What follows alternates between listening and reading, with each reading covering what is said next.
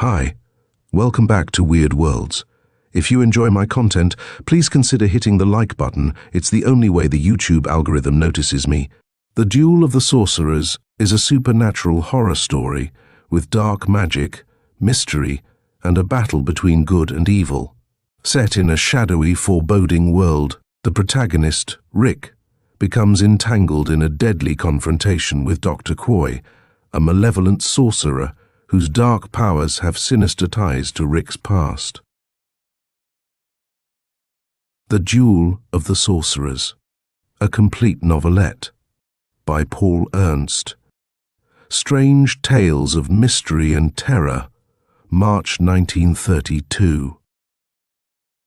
It is magic in the dark, sorcerer against sorcerer, master against his hell-bound pupil. Chapter 1. The Mark of the Fang. Rick Ballard gazed once again at the tiny inflamed marks on the throat of the unconscious girl. His face, drawn with worry over this mysterious illness that had attacked her, had grown even more pallid at the words of Thole. "But Professor," he exclaimed, "what you say is impossible, impossible. No one but a superstitious child could believe in such things." Professor Thole shook his head impatiently. It was a noble head. White hair, cut long, cascaded down almost to his collar. His white beard suggested wisdom and venerability. A large, strong nose rose incisively over firm lips and chin. His eyes were grey, cool and piercing. "If it is not that, what is it?" Rick Ballard gnawed at his lip in perplexity. "How should I know? Even the doctors couldn't tell." The combined night staff of the hospital had just left the room after having bent over the girl who lay like a pale statue in her trance-like state, and studied those inflamed little marks on her throat with the grave profundity of ignorance. No two of the doctors had arrived at the same conclusion regarding the cause of the punctures. "Of course they couldn't tell," said Professor Thole, "but I can, although I wouldn't dream of declaring the truth to such advanced scientists." His firm lips moved with a trace of contempt. "I tell you, those marks are the marks of fangs. The fangs of a vampire."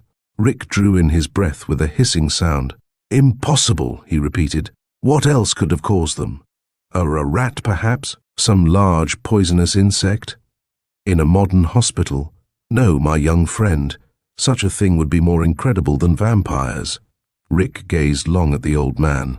Already he felt drawn to him, liked him, and respected him, though he had not met him until 2 days ago. 2 days ago? The thought sent Rick's mind off on an agonized path. 2 short days ago, Priscilla Rand, the golden-haired girl who lay in deathly pallid beauty on the narrow bed, had been normal and healthy.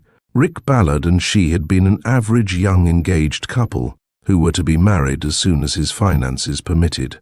No cloud showed on their sky. Then, 2 evenings ago, Rick had called at her home at 8:30 to find chaos there and to see the Rand family physician examining an unconscious girl, and to hear him admitting that he did not know what was wrong with her. All he could discover were the 2 marks on her throat, the marks that appeared to have been produced by some sharp-toothed rodent thing.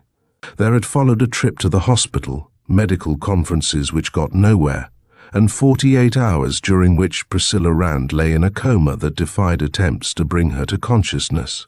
Also had followed a night in which 2 new marks appeared on her throat, just above the partly healed ones that had shown that first night. On the first night, shortly after Priscilla had been brought in, this Professor Thole had entered the room. No one of the doctors appeared to have more than a speaking acquaintance with him.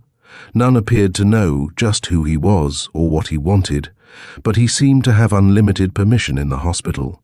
He had stayed with Rick the first night after the others had left, sympathizing with him and studying those small red marks, continually studying them. Now, tonight, he had remained again, and tonight he had made this amazing, the horrible declaration. Only one thing could have made those marks. A vampire. Rick shuddered. 2 days ago, at mention of that word, he would have laughed. now gazing at those sinister little red dots in the soft white flesh of Priscilla's throat, and listening to the distinguished-looking elderly man beside him. Rick didn't know what to think. Professor Thole smiled at him. "Is it so hard to believe? But I tell you, I know. Have I spent 30 years of study not to know something of vampirism? Why, the odor in the room alone is enough to tell infallibly what's wrong." "Odor?" echoed Rick almost stupidly. His eyes, bloodshot with worry, went questioningly toward the professor. "Yes. Surely you've noticed it, both last night and tonight. I am surprised the physicians here didn't remark on it." Rick sniffed. He had noticed a slight odor, a shade stronger than the smell of antiseptics usually to be found in a hospital, but he had dismissed it from his mind. He wasn't used to hospitals. He had accepted it as a natural odor. Now he concentrated on it again. More distinctly it came to his nostrils, and now he shivered a little, and an inexplicable icy feeling crept up his spine. A faint but unmistakable smell of things mouldering and ancient, a sort of stench of death, hung in the air of that small room. Or was it but the product of his imagination? "You're really smelling it," said Professor Thole. "You're not imagining it.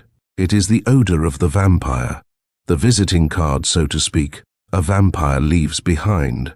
"Well, are you convinced?" "I don't know," whispered Rick.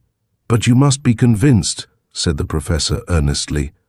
"I need your help, Mr. Ballard, and to help me, you must believe. I think I can prove to you that I am right." "In heaven's name, how?" Rick burst out. Thole leaned again over the unconscious girl. He listened to her faint breathing, stared at the red marks. Then he nodded his head.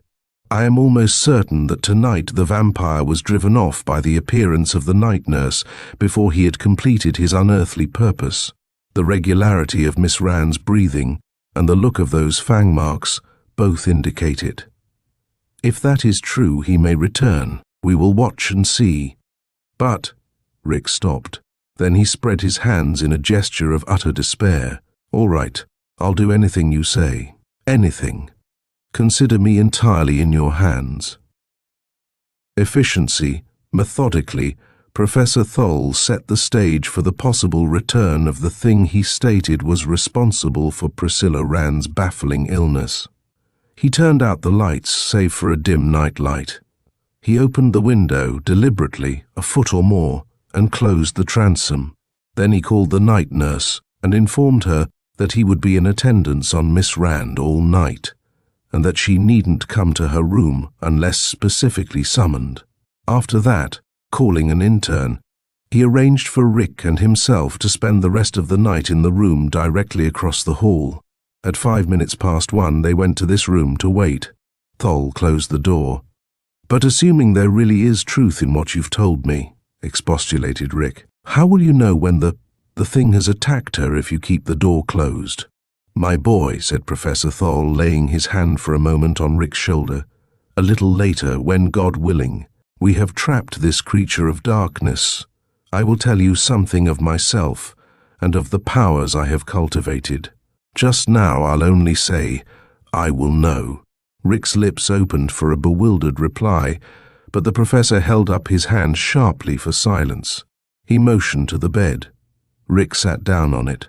The professor seated himself on the chair and at once assumed an attitude so intent, so strained, that Rick could only stare at him with increased bewilderment, in which was mingled a vague fear of imminent evil. There settled over them an intense, painful silence. Now and then, soft footsteps sounded in the corridor outside, as the night nurse for the floor answered some number flashed on the frosted glass of the call board. From far away came the chime of a tower clock marking the quarter hours. Save for these sounds, there was no noise. 45 minutes passed, during which Rick felt a mounting premonition grow in his heart, a premonition that some dreadful thing was about to happen.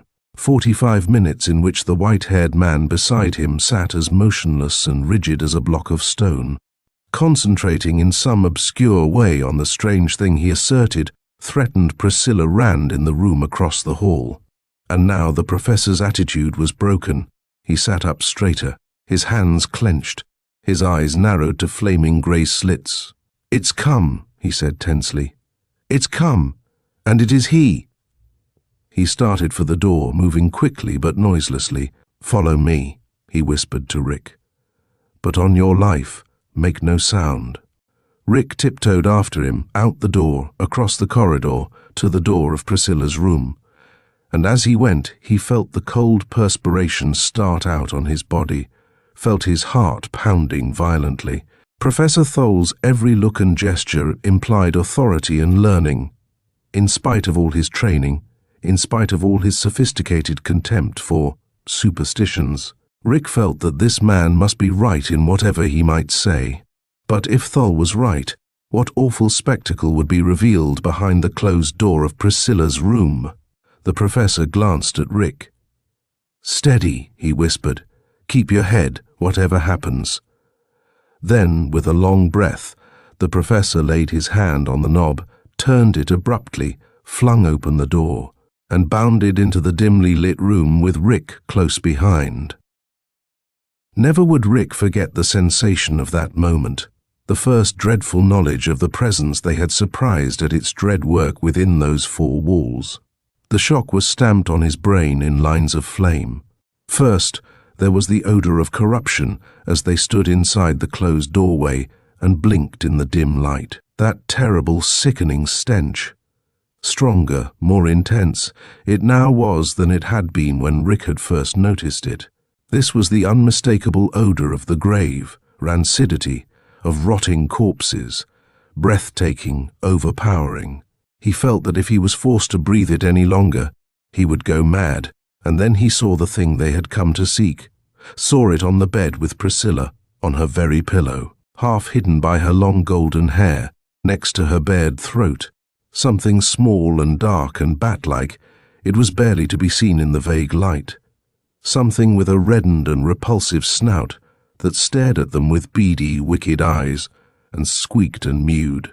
Something that flapped loathsome wings and darted up in flight, even as Professor Thol leaped to the window and closed it shut.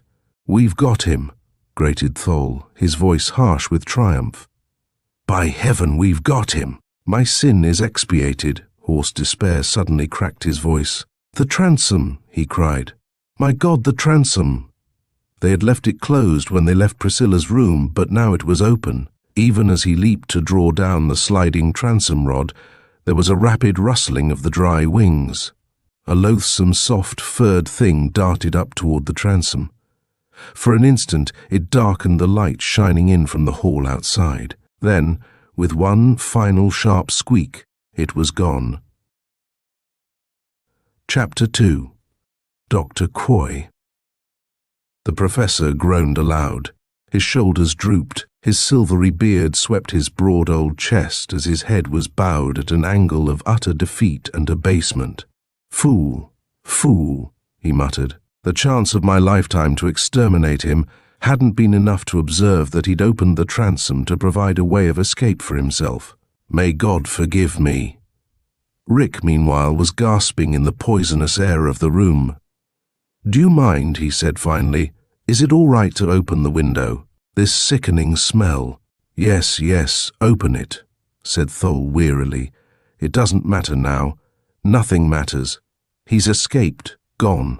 Rick flung the window open, and gradually the odor of corruption and death faded from the room. Then he bent over Priscilla Rand, who still lay motionless on the bed, a marble-white figure that might have been mistaken for a statue save for her faint breathing. In Rick's eyes was a new frenzy of fear for her, now that he had seen what he had, and could no longer believe that the impossible, the terrible diagnosis of Professor Thol was incorrect. He turned toward the old man. "And now," he said, "now we'll go across to the room assigned to us, but this time we'll leave the door open. Our enemy is still very near us, I can feel that, sense it." Thol started toward the door, but before he could reach it, it had swung open to reveal a figure. It was an ordinary figure, a body of average height, clad in the plain dark garments of the professional man. but the face atop the conventionally draped shoulders was far from average. It was a long and narrow countenance with a long, high-arched nose and a narrow, long chin. In the dead whiteness of the skin, an unwholesome, set pallor with blood-red, greenish lips like a fresh wound. The eyes were dark and narrow and had a hint of a slant, like the eyes of an Oriental, but as none of the other features carried out the hint, this was probably an individual and not a racial peculiarity. The man stood there a moment, peering at them out of his secretive, narrow black eyes. "What are you doing here?" he demanded curtly at last. "The hospital has long been closed to visitors for the evening." Rick glared. He had seen this curious-looking fellow, one of the staff doctors, once before, and he had formed for him one of those reasonless, instantaneous hatreds with which complete strangers now and then inspire one. "We have permission to be here," he said angrily. He turned to the professor for confirmation, but Thole seemed not to have heard what had been said. He was staring at the doctor, staring with an odd intensity that left deep puckers around his keen old eyes. And then came a most unlooked-for interruption. From the bed behind them sounded a rustling of bedclothes. Priscilla Rand, immobile as a statue for over 48 hours, was moving. Both Rick and Thole whirled to gaze at her. She was sitting bolt upright. Her pale lips were parted a trifle. Her face, framed by her silky gold hair, had the dreamy look of a sleepwalker, and her wide eyes were turned full on the red-lipped, dark-eyed doctor. Then, abruptly, she screamed. It was terrible, that sound, cutting like a knife thrust through the air of the bleak room. "Oh!" she choked, raising her hand to point fearfully at the doctor. "Oh, stop him! Stop!" She fell back on the bed, as lifeless as before. Thole's bearded lips writhed back in a snarl that was almost animalistic as he turned to face the doctor. "So it's you," he grated. "You, spawn of hell, and you dare to stand there and ask me what I'm doing here?" Cold curiosity was the only emotion reflected on the doctor's face. He smiled, a maddening, supercilious smile that made Rick ache to plant his fist in the death mask of a countenance, though he had as yet no idea of the real significance of the scene. "You have made a mistake in identities," the man told Thole. "I'm quite sure we've never seen each other before. My name is—" "Your name is Quoy," burst out the professor, his voice cracking with impotent rage. "And you saw me just 3 minutes ago in this room." "You must be insane," replied the doctor. "Come, will you leave here peaceably, or shall I have you thrown out?" Thole was so enraged he could not reply. For a moment, Rick feared he might be about to have a seizure, but after a time, the professor regained control of himself. "We shall leave for the present, Dr. Quoy, but we shall spend the rest of the night across the corridor from this room, with both doors open, so we can see this girl, and be able to rush to her side at a moment's notice if necessary. And we shall not leave you for long. Your career is nearly done. You understand?" A mocking glint appeared in the doctor's beady black eyes, but he only said, "I understand nothing save that you must be mad." He stood aside in a manner so compelling that there was nothing for Rick and the professor to do but walk out of the room. They crossed the corridor to the room given them earlier in the evening. The man, Doctor Quoy, watched them closely, his narrow eyes glittering in the corridor light. "Good night, Professor," he said suavely when they had reached their door and stood pointedly holding it open so they could gaze across and see the sleeping girl. Thole glared at him, his shoulders erect and defiant. But when the doctor had turned and walked away, when the chalk-white red-lipped countenance was no longer in sight, the professor's attitude changed. All the defiance went out of it. "Who is he?" demanded Rick. Thole gazed at him with somber eyes. "Can you ask? Didn't you notice his lips?" "Yes, but you didn't notice anything peculiar about them. It struck me they were unusually red, that's all. You didn't see that tiny drop of blood at their corners?" Rick felt the hair on his scalp crawl. "You mean—" He whispered at last, though now, of course, he knew.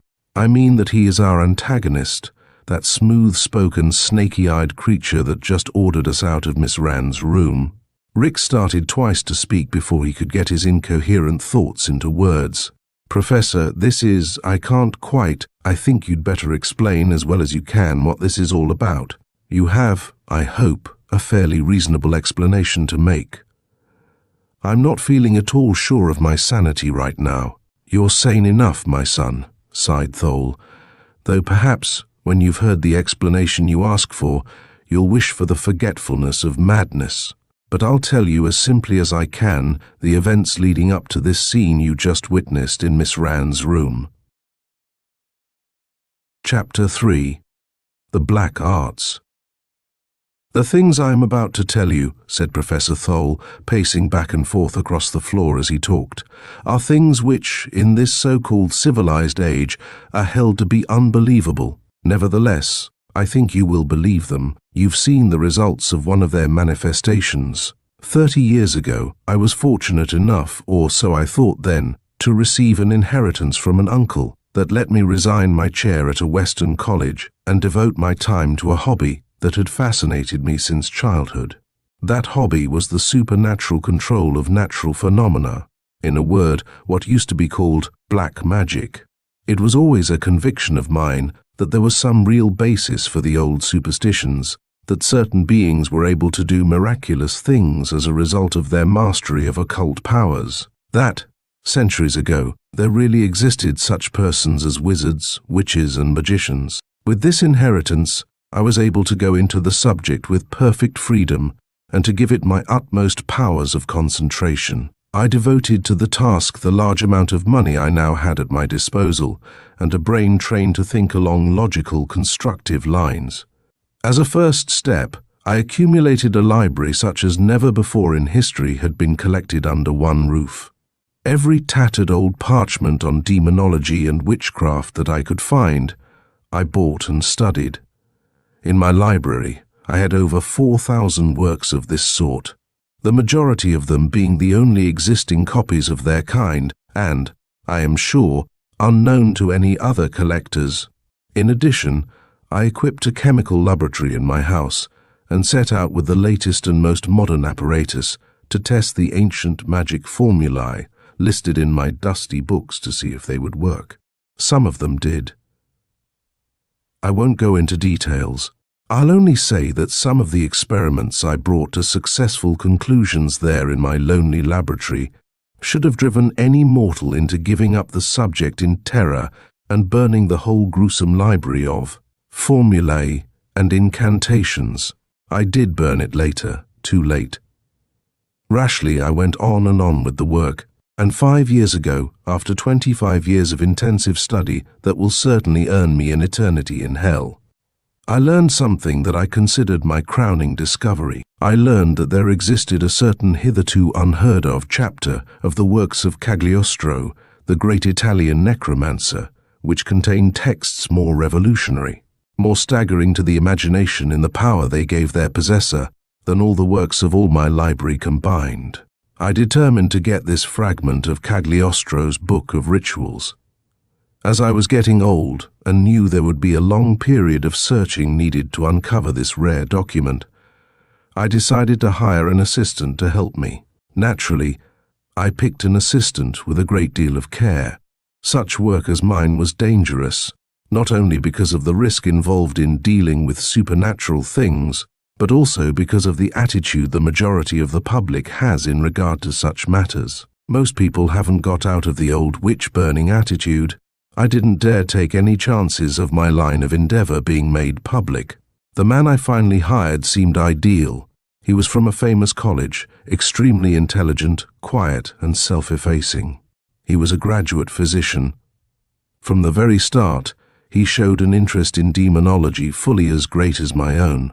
So great indeed that I could not resist the temptation to teach him all I knew and have him help me in the laboratory, as well as in the work of tracing that fatal lost chapter of Cagliostro's. His name was Quoy, Dr. Herbert Quoy. 3 years went by. Twice I sent Dr. Quoy to Italy to verify rumors of the location of the document I sought. Each time, he came back and reported failure to find it, Meanwhile, the student was surpassing the master. I was neither stupid nor ungifted at my chosen work, but he, it seemed, had pure genius for it. Rapidly, I found my own knowledge and ability along the forbidden line of the black arts being eclipsed by his. It puzzled me that with 3 years of effort, he could go beyond the mark I had reached in nearly 30 years. But I soon found the reason for it. The muscles of Thol's jaws set in harsh ridges. I came into the laboratory unexpectedly one day to find him attempting an experiment of his own, working on calculations which, it developed, were to cheat death in a way I will make clear in a moment or two. Warned by a queer new rebelliousness against my authority that had lately come into Quoy's bearing, I had forbidden him to use my apparatus or library alone. When I saw him now, I was angry, and I tiptoed toward him, intending to administer a punishment, with a simple occult formula I know, that should teach him manners in the future. So, moving softly, I got near enough to see over his shoulder and to observe that he was reading a discolored old parchment written in Latin. I saw at a glance that it was not a parchment I was familiar with, so I looked closer, and, as he turned a page, I saw a heading, a name, that sent the lust of murder to my heart. The document was the lost chapter of Cagliostro. He had actually unearthed it on one of his trips to Italy and had returned to lie about its discovery and keep it for himself. Wonderful, dreadful storehouse of supernatural power. That was why he had progressed so swiftly in our experiments. That was why his 3 short years of experience had made him more adept at the dark arts than my 30 years had made me. At this point, he became aware of my presence. He jumped up, with the look of a fiend in his eyes, and his hands began to weave rapidly before my face in a way that would presently call down on me one of the deadliest spells, described in my secret library.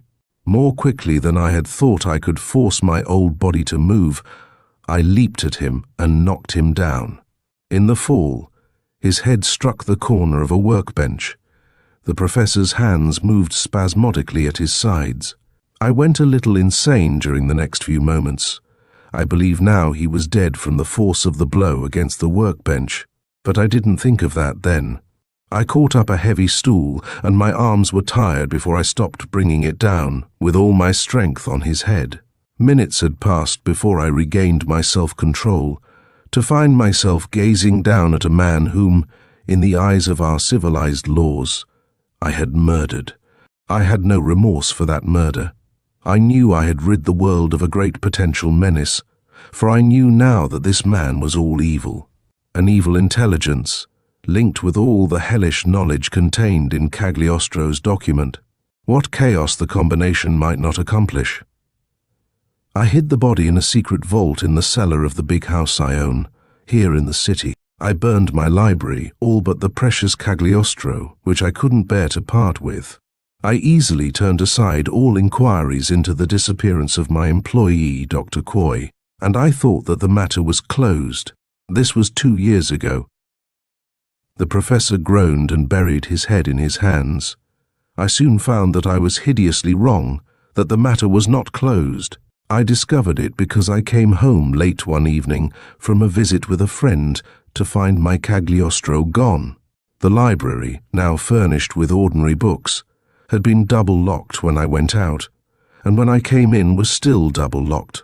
The safe, in which I had put the invaluable document, was still closed and showed no signs of having been tampered with. Yet when I opened it, the chapter was gone. There could only be one answer to the problem of its theft, but for a time my mind refused to accept that answer. I went upstairs to my laboratory, more dead than alive, and employed all my acquired powers of divination to the problem. All the rest of the night I worked, and I learned at last just what had occurred. Doctor Quoy had passed from life to death with full knowledge of Cagliostro's secret of circumventing death impressed on his intelligence, of partially circumventing it, that is, only partially, which is at once the most terrible part of the whole thing, and the chief weapon in our hands. The evil soul of the man had sought and found a lodging in some body of one who had just died a mutilated natural death. Beyond that, such a body had not been mutilated as he could not bring to life. But he could preserve it indefinitely, bend it to his bidding, could undead, make himself special through the vampire arts, and still mingle with the world of the living, though not actually alive himself.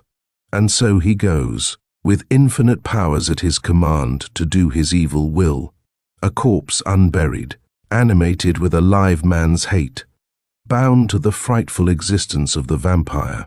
And that, my friend, is the thing that now confronts us. Rick drew a long breath.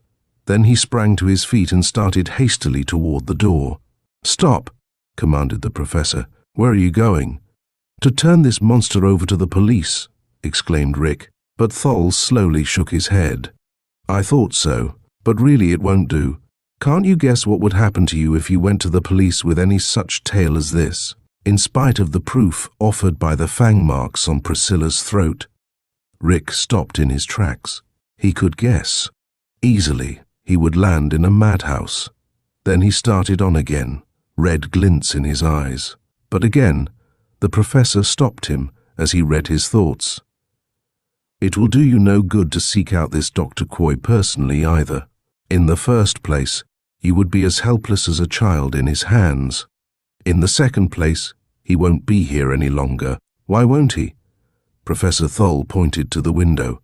The first red streaks of dawn were showing. "As a vampire, he is chained to darkness. From sundown to sunrise, he moves and has consciousness. During the daylight hours, he must lie in his vampire's trance, in whatever dark hiding place he has found for himself." Rick was unsatisfied with this. Incredulously, he went on out into the corridor. He returned in a moment, biting his lips. "Well," said Thol, "the night nurse says Dr. Quoy has gone. She says he is never to be found in the hospital after 4 in the morning." During all the professor's bizarre account, Rick had wavered between credulity and unbelief. Naturally enough, all his training, the training of all normal people, argued against the possibility of such things. Now he burst out with one of his doubts. "You say this man, Dr. Quoy, worked with you for 3 years. Yet you didn't recognize him in Priscilla's bedroom for several minutes. How was that?" "Because the body he now inhabits is not the body I was familiar with," Thol pointed out.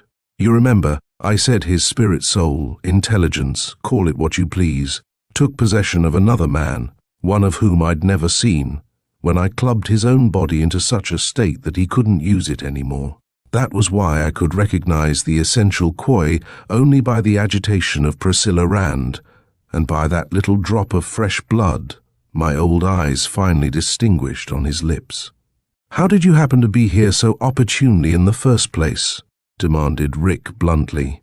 "For the last 2 years," replied Thol, "ever since my discovery that this evil genius was still abroad, I have haunted every hospital, every hotel and rooming house, every place in the city where people sleep in large numbers, on the chance that some poor unfortunate would turn up with those significant fang marks on his throat.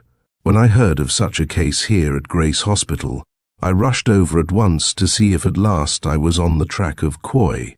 The rest you know." A long, uneven sigh came from Rick's lips. "Yes, the rest I know, and I believe now. There's nothing else for it but to believe. But, Professor, now that you have succeeded in locating this menace, what's to be done about it?" A grim look came over Thol's venerable old face. "As I said, in Dr. Quoy's vampirism lies his vulnerability and our chief weapon. We cannot attack him with much hope of success when he is fully conscious, or when he is clothed in man's form. But if we could locate the hiding place where he lies in a coma every day, or if we could trap him in his helpless bat shape, as we nearly succeeded in doing just a few hours ago." The gleam that came into his fanatic old eyes completed the meaning of his sentence. "Why," said Rick gloomily, "did this horrible thing have to smash into the lives of Priscilla and myself? Why was Priscilla picked out as one of the victims?" "That was pure fate," said Thol. "Out of the hundreds of thousands of women in the city, Priscilla was happened on by Quoy. It might have been any other, but as long as it was Priscilla, and as long as you are so directly involved, You will help me exterminate this fiend." "With my life," said Rick. "Give me whatever orders you please, and I'll see that they're carried out." The broad, firm hand of the young man met the slightly unsteady hand of the old one in a tight clasp. And there, in the chill hospital room, only a few feet away from the beautiful, unconscious victim of the monster, armed so terribly with Cagliostro's dark knowledge, they formed their allegiance. Then they went to Professor Thol's huge old house to get what rest they could during the balance of the forenoon. Chapter 4. The enemy retreats. It was early afternoon. The two had slept fitfully all morning, and now, with little appetite, they were having an uneasy breakfast. "Shouldn't we have got Quoy's address from the hospital last night and forced our way in there at once?" said Rick. "For what reason?" inquired the professor. "To try to catch him there unawares." Thol's heavy eyebrows went up. "I'm afraid you don't understand the nature of our struggle with this exact man, this animated corpse, to be even yet. Do you really think he would stay openly at a known address during the daylight hours when he is powerless?" "He might. There's little chance of that." "Anyway," said Rick doggedly, "I think we ought to phone the hospital, find out where he lives, and pay the place a visit just on the chance." The professor shrugged. "Well, it won't hurt, I suppose," he decided. "I know in advance we won't find Quoy there, but we may find some possession of his, some weapon to be turned against him."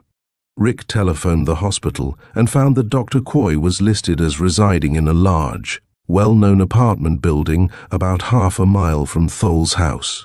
Also, Rick found out something which astonished him, but which the professor had rather expected.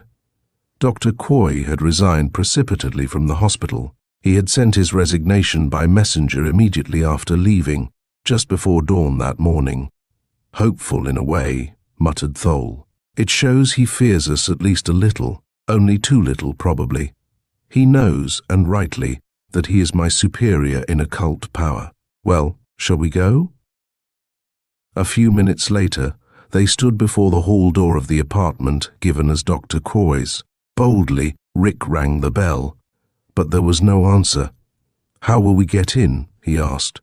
Simple as the point was, he hadn't thought of it till now. "I suppose we could break the door down, but that would raise a lot of nuisance for us." The professor motioned him to stand aside. "Bolts and keys are not the only things that open doors," he said. Whereupon he did a curious thing. Rick couldn't quite see what it was, and was never afterward able exactly to describe it. He only knew that the professor's hand barely touched the doorknob. The extreme tips of his fingers passed lightly over the polished brass just once. Then his hand seemed to tense, and Rick saw his thumb curve inward till the nail was on his palm.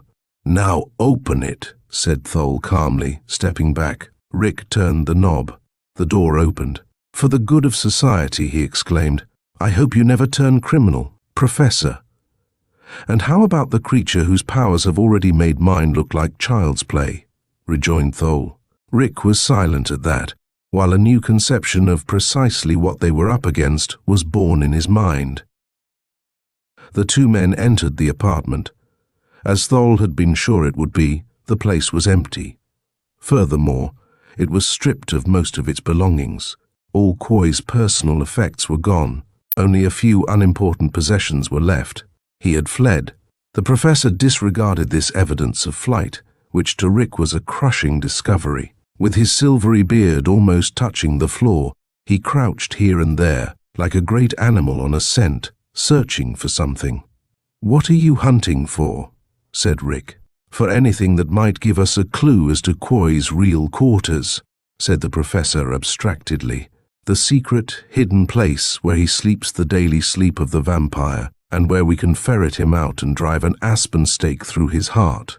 That's what we must discover now, for never again, I'm afraid, will we have the opportunity to crush him while he's busy at his vampire feast."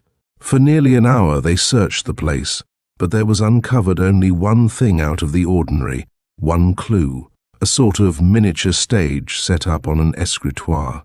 Over the top of this box-like little contrivance were draped strings, as though puppets were moved over the stage for some reason or other. A mysterious, seemingly useless device, it seemed to Rick.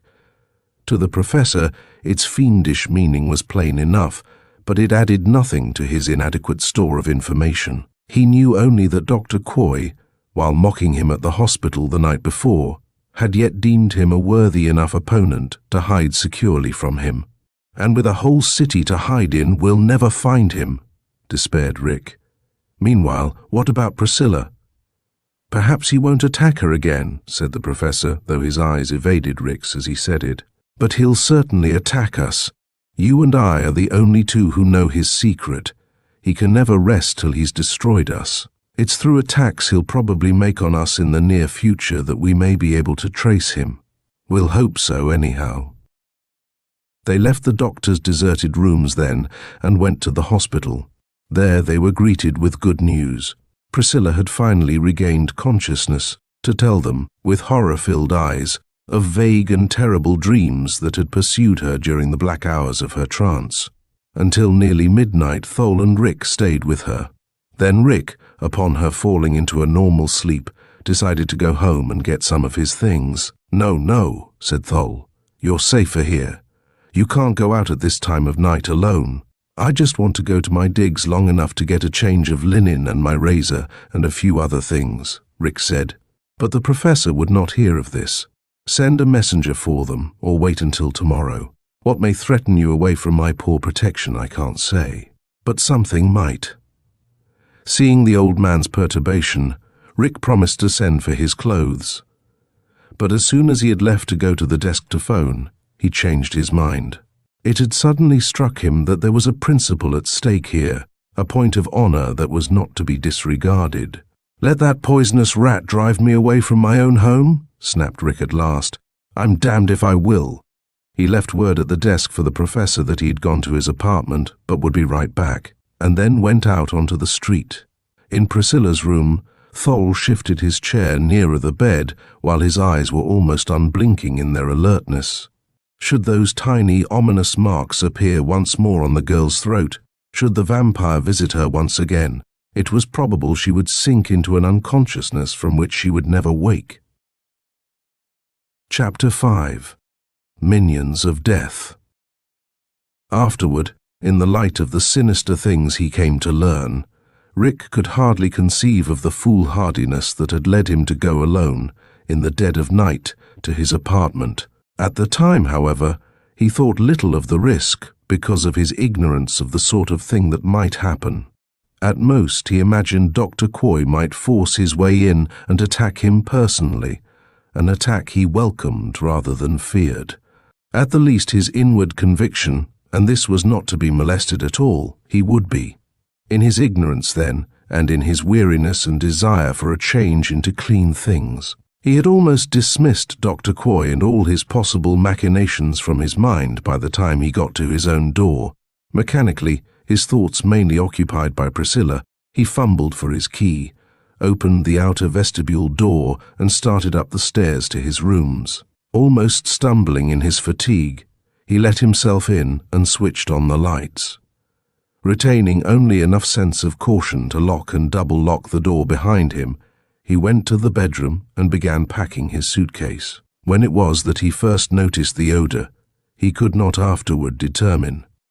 It was very faint at first, so faint that it probably had begun to seep into the room almost with the moment of his entrance. But he had packed his things and had half undressed for a shower bath before he threw back his head and sniffed in a startled, puzzled way. Even then, for a second or two, he wasn't quite sure. Funny, he mumbled aloud, that first unconscious recognition of danger when a person talks aloud to bolster up his courage. Funny, I thought I smelled something odd. His voice died away as suddenly he knew he had smelled something odd. Something he had smelled before, a strange and ghastly odor of the grave, of things long dead and clad in mildewed, clotted shrouds, of putrefaction and corruption, of inanimate lumps that rotted in secret places, buried from the light of the sun and the vision of mortal eyes. Rick froze into immobility. Every nerve in his body seemed to jump and twitch. An icy chill started at the tips of his feet and crept slowly up to his set jaw, till the jaw muscles quivered and strained in ridges that distorted his face. The stench of death, the visiting card of the vampire, more particularly of the deadly Doctor Quoy. It was filling the place now till he gasped for breath, till he felt as if he must surely suffocate in the foul atmosphere.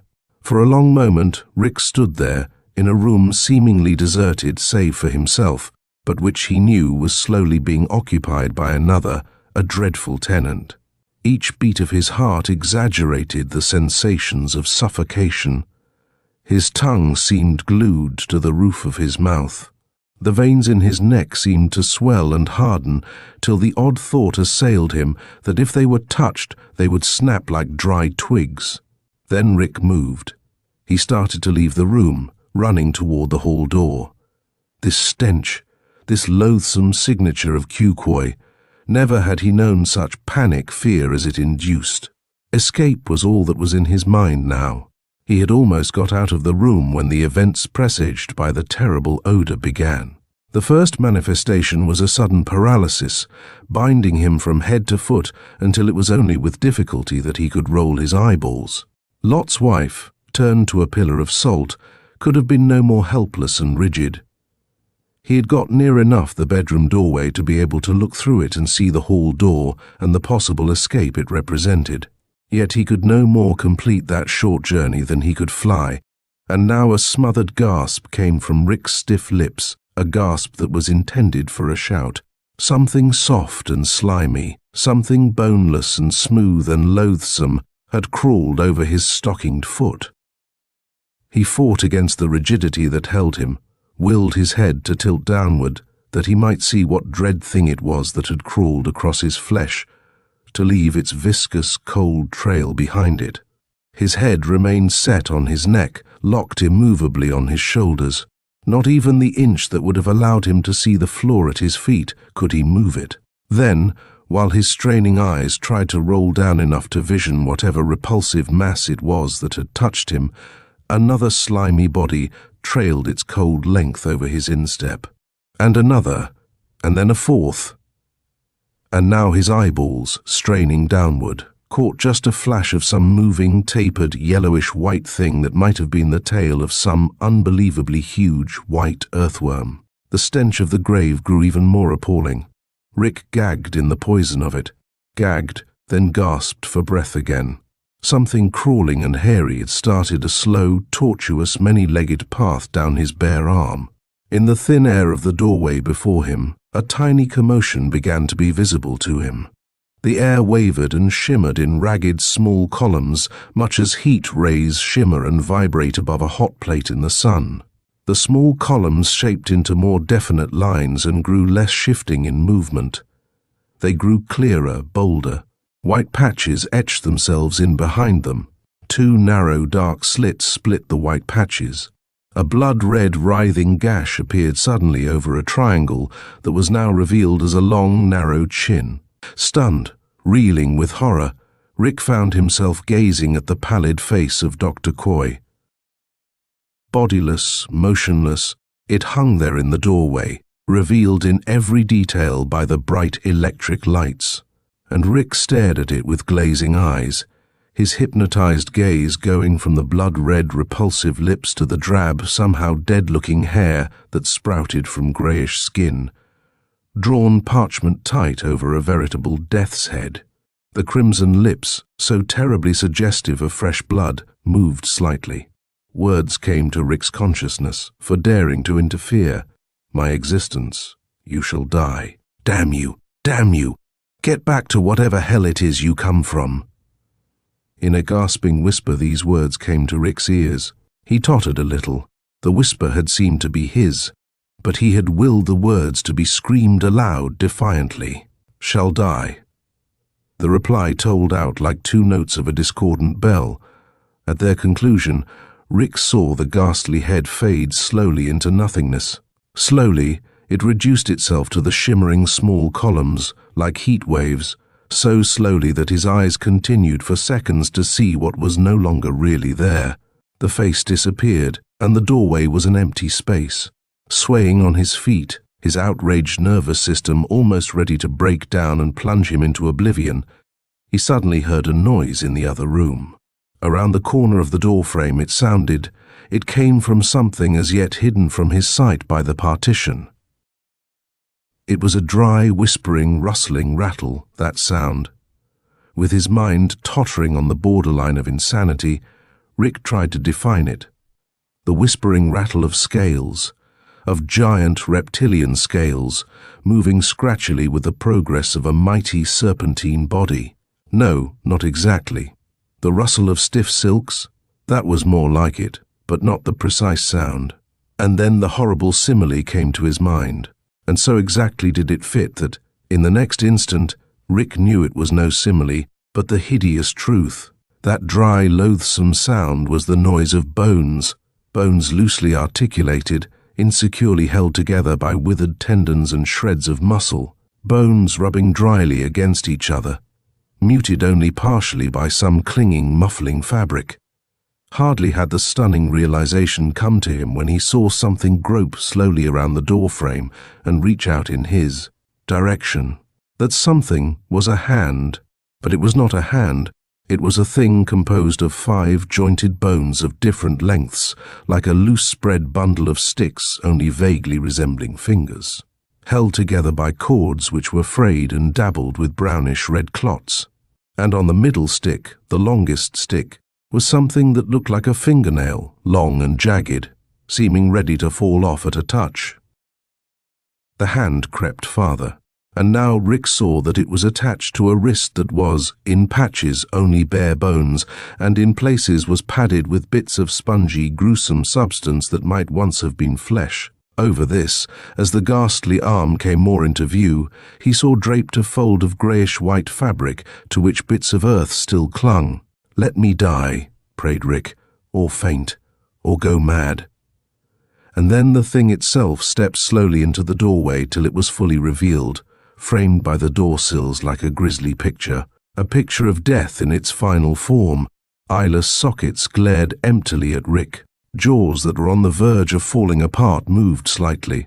With a dry, whispering rattle, the thing, clad in fold on fold of rotted shroud, advanced toward him. And then part of his prayer came true. He fainted. But just before, with a last gasp of terror, he let go, just before his knees sagged under his weight. One final impression his darkening eyes conveyed to his mind. The awful shrouded thing was still moving, machine-like, toward him, that it was almost near enough to touch him with its clawing talons. Chapter 6. Puppets of Doom. Back at the hospital, Professor Thole remained in ignorance of Rick's departure for some little time. When the younger man did not come back, he assumed Rick was waiting till the messenger came for orders and the keys to the apartment. Knowing so much better than Rick did the peril that stalked them, he didn't dream that Rick might have been so reckless as to go alone into the night. Absently, the professor stared at the sleeping girl. Poor, harassed little thing. Only one bright ray pierced the fog of disaster that hung over her.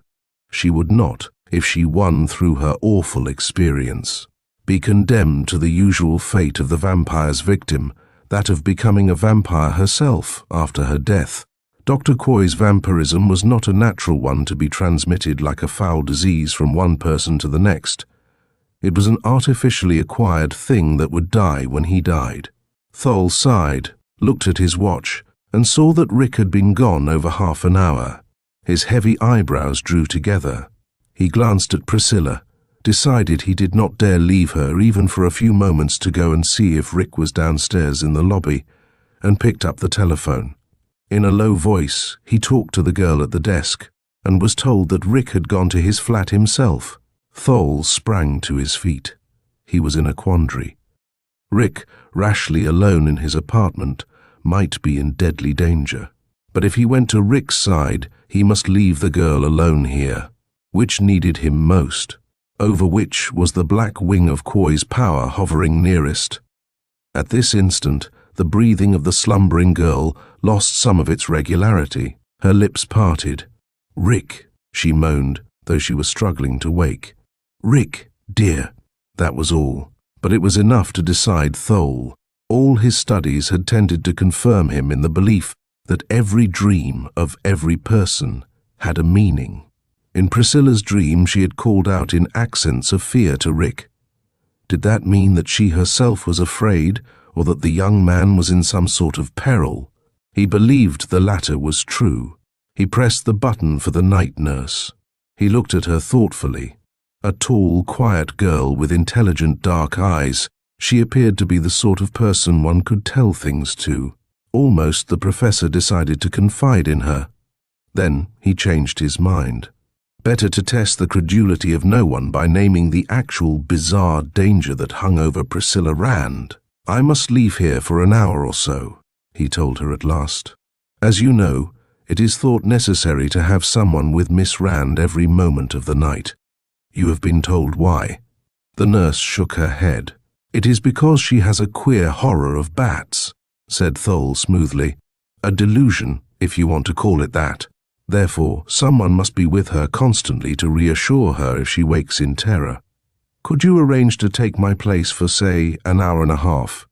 The nurse glanced at the watch on her wrist. "Yes," she said. "I go off duty in 5 minutes. Then my time will be my own.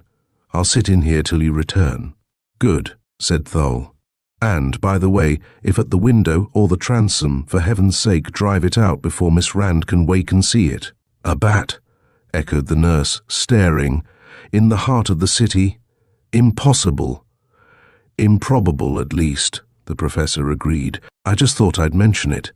The nurse went out to report, while Thole fretted at each second of delay.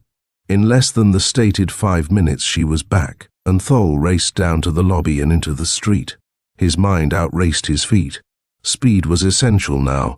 His house was nearer than Rick's apartment, and in his house was his laboratory and a miniature stage, a puppet show arrangement, much similar to the one they had seen on the escritoire in Quoy's deserted rooms. With that, he could set a guard of projected, multiple Professor Tholes about Rick that would be as effective a protection as his own presence, and a quicker one.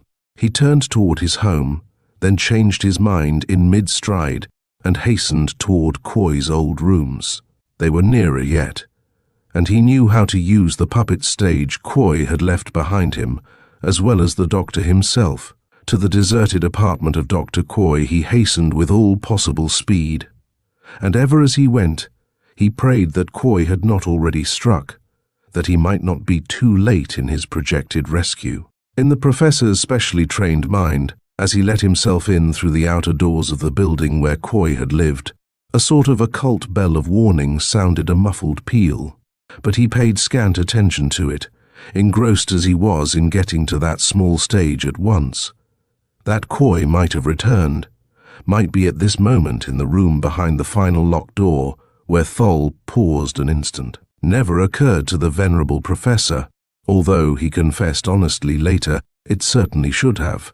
Else why should that odd note of warning have sounded dimly in his mind, and a queer, uncanny prickling sensation have momentarily burned all over his body as he opened the door and walked in?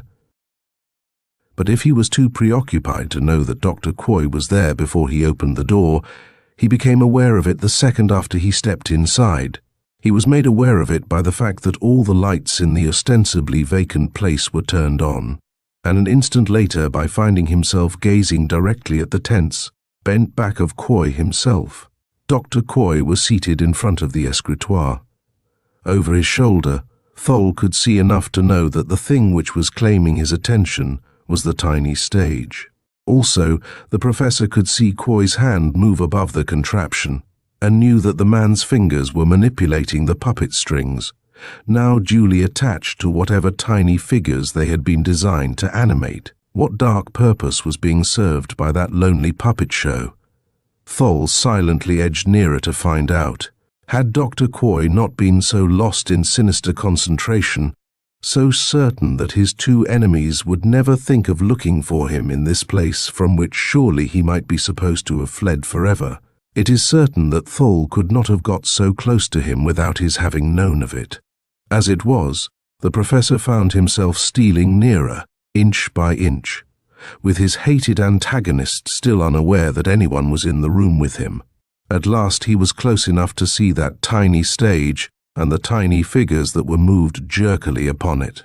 He saw that the stage was partitioned into two spaces, designating rooms. He saw that one of these little rooms, which occupied the major portion of the stage, was supposed to be a bedroom. Then he stared at the puppets. One of these, even in miniature, was a blood-curdling thing, a sort of skeleton, done in wax, the professor judged, and draped in some rotted white fabric. The other figure, at the sight of the other figure, Thol gasped aloud, a horrified exclamation at the sound of which Doctor Quoy instantly dropped his puppets and whirled about with a snarl. But for a second or two, deadly as his danger now was, the professor could not move from the spot or tear his eyes away from that ominous small figure. For the puppet, with a skill that was diabolical in its perfection, had been shaped to resemble Rick Ballard, and at the moment Thol's gasp had warned Quoy. The ghastly little wax skeleton had just touched the throat of Rick's image with its tiny claws of hands. With another strangled exclamation, the old professor wrenched his eyes from the deadly stage and glared into the hate-filled eyes of Quoy. "You thing of the grave," he grated. "Move away from that death trap while I smash it." The fires in the dark, oblique eyes died down and were replaced by glints of cold mockery. "The excellent professor forgets," murmured Dr. Quoy, "that I am no longer his underling. I am the master now. There will be no orders given, save those I choose to give myself." "Will you leave that thing before I kill you?" blazed the professor. Forgotten were his years. His old shoulders had straightened under their weight, and his keen grey eyes shone with a fire almost of youth. "How can you kill that which you yourself admit is already without life?" mocked Doctor Quoy. "If I can't kill it, that walking corpse that clothes your spirit, I can at least hold it till dawn. And with the dawn I can drive a stake through that unclean heart." Dr. Quoy's eyes burned like bits of jet in a strong light. Like lightning, his narrow long hands began a weird sign. With a cry of rage, Professor Thol flung himself at him. Quoy eluded the clutching old hands with a snake-like writhe, but the professor, in his charge, knocked over the puppet stage on the escritoire. An instant later, he had smashed it to matchwood. With the destruction of the eerie tool, there was an ear-shattering report, like the roar of a gun. Dr. Quoy's face was maniacal as he confronted the professor, but before he could begin whatever infernal incantation he was about to hurl at him, there came a peremptory knocking at the door. The knocking grew louder, changed to heavy blows as someone tried to burst the door in. A voice sounded, "Hello, is somebody in trouble there?" I heard a shot. A second later, the door was wrenched from its frame almost enough to spring the lock, and then, just as it gave completely, Quoy flung one swift look of rage at Thol and disappeared. Even in that crowded moment, with death only just averted and his aged body trembling leaf-like under the terrific strain that had been put upon it, the professor had time for one terrible flash of realization. Quoy had mastered that last and most terrible of all the black arts, dematerialization. Thol groaned. With that fearful knowledge, what chaos might not Quoy be able to bring down at will upon an ignorant and helpless world?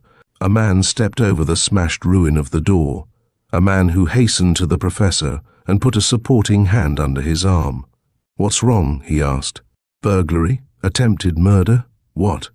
"Burglary," said Professor Thol weakly. "I was in here, and someone attacked me from behind.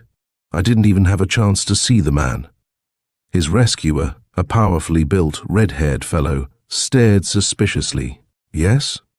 And what were you doing in here?"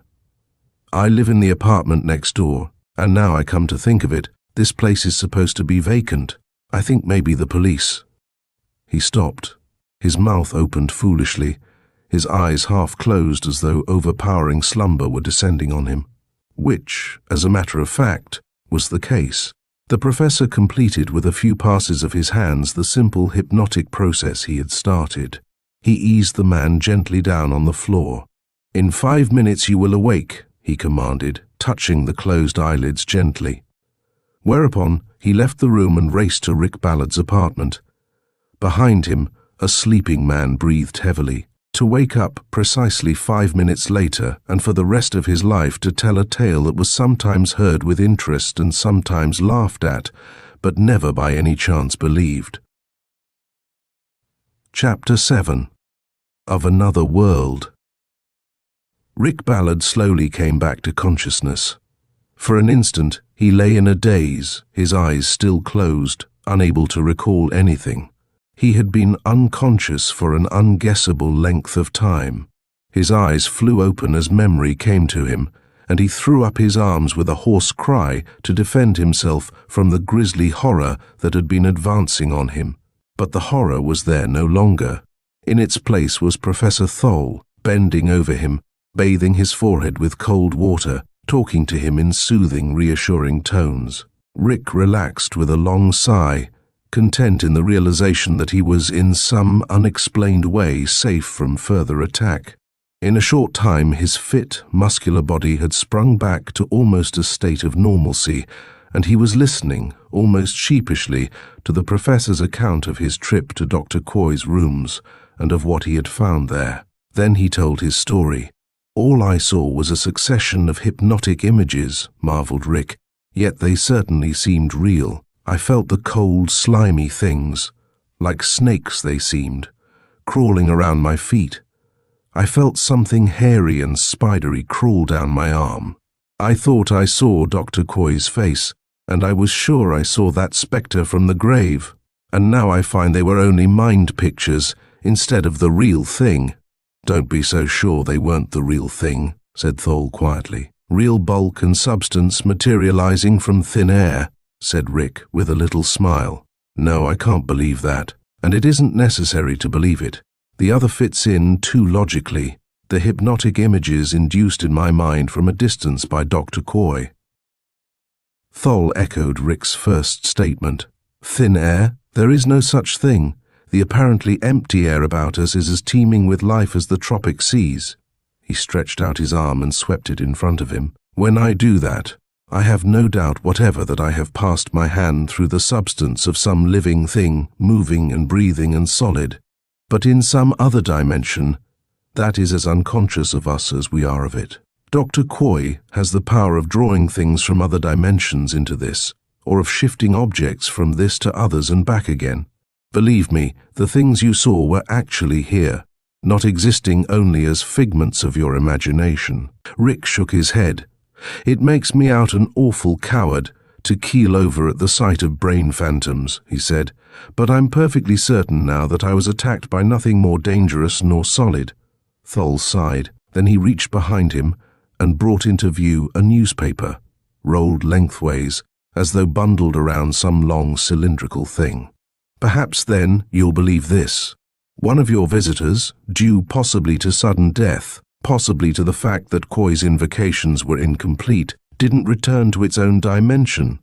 He unwrapped the paper. Rick gasped as his eyes gazed at the thing the professor had rolled up and hidden from sight on his entrance there. The walls seemed about to fall in on him, while the floor swayed dizzily under his feet. And still his eyes would not close, would not turn away from the one visitor that had not returned to its own world, a worm-like thing that was yet longer and bigger than any worm we know. A legless, cylindrical, viscous mass, colored a dirty yellowish gray, with its soft, pulpy head smashed in as though it had been inadvertently stepped on. As though from a long distance, Rick heard the professor saying apologetically, "I shouldn't have shown it to you. You're not recovered yet from your shock. I am very sorry." Dusk was falling. The sun's flaming disk was half hidden under the ragged skyline of the city to the west. Rick and the professor were in Priscilla Rand's room at the hospital. Priscilla, now judged almost well by the hospital staff, although they were still baffled by her mysterious sickness, was sitting up in bed. Her cheeks, which had almost regained all their normal color, were now pallid again. Professor Thole had decided she was strong enough to stand the shock of knowing precisely what danger threatened her, and was telling her of Doctor Quoy. There was a hush as he finished. Priscilla gazed out the window at the tip of the dying sun and watched it sink slowly behind the skyline. Now her wide eyes went back to the venerable bearded face. "What are we going to do?" she whispered. Not once had she doubted the truth of Thol's astounding story.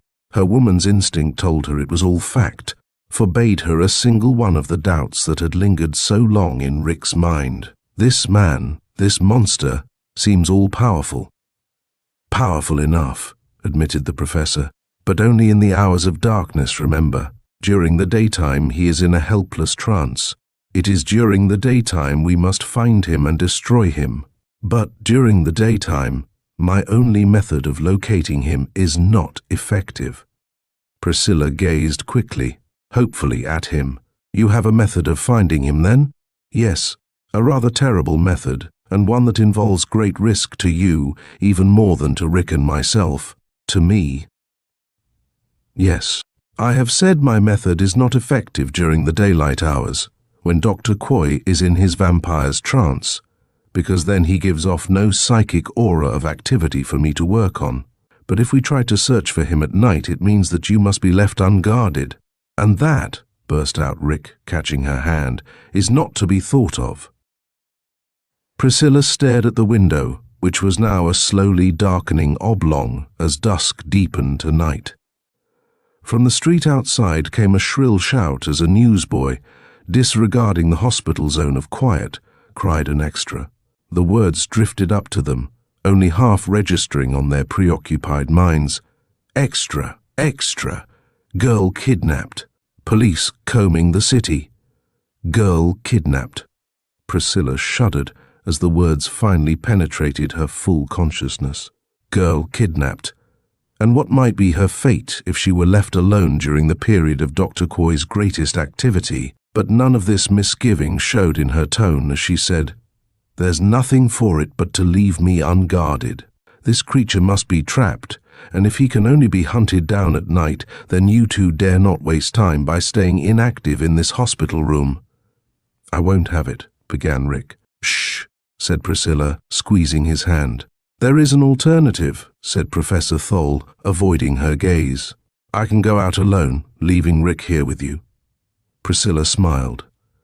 There was in that smile the sort of determination that sent women, without a backward glance, rolling in covered wagons into fearsome Indian country with their men 100 years ago. Her eyes compelled Thol's to meet them. "You aren't very young," she said gently. "Yours is the brain and the knowledge, but not the body. You need the muscles of this young husky to back you up. You must both go." And so it was finally decided. There was, really, nothing else to do. It was foolish to wait passively for Quoy to come and attack them, illogical to do anything but try to search him out as speedily as possible, taking whatever risks might come up on the way. They went out, with admiration in their eyes for the quiet courage of Priscilla, and with fear in their hearts for what might happen to her during the long night. And as they went, the final cries of the unseen newsboy came faintly from the distance. "Extra, big kidnapping mystery. Girl disappeared." Chapter 8. Unholy Divination. The two men turned toward the professor's gloomy big house. As they went, Thol's face was grave and troubled, and for a long time he said nothing. Equally silent, Rick walked beside him, uneasily glancing about him now and then into the darkness, thankful for every street light.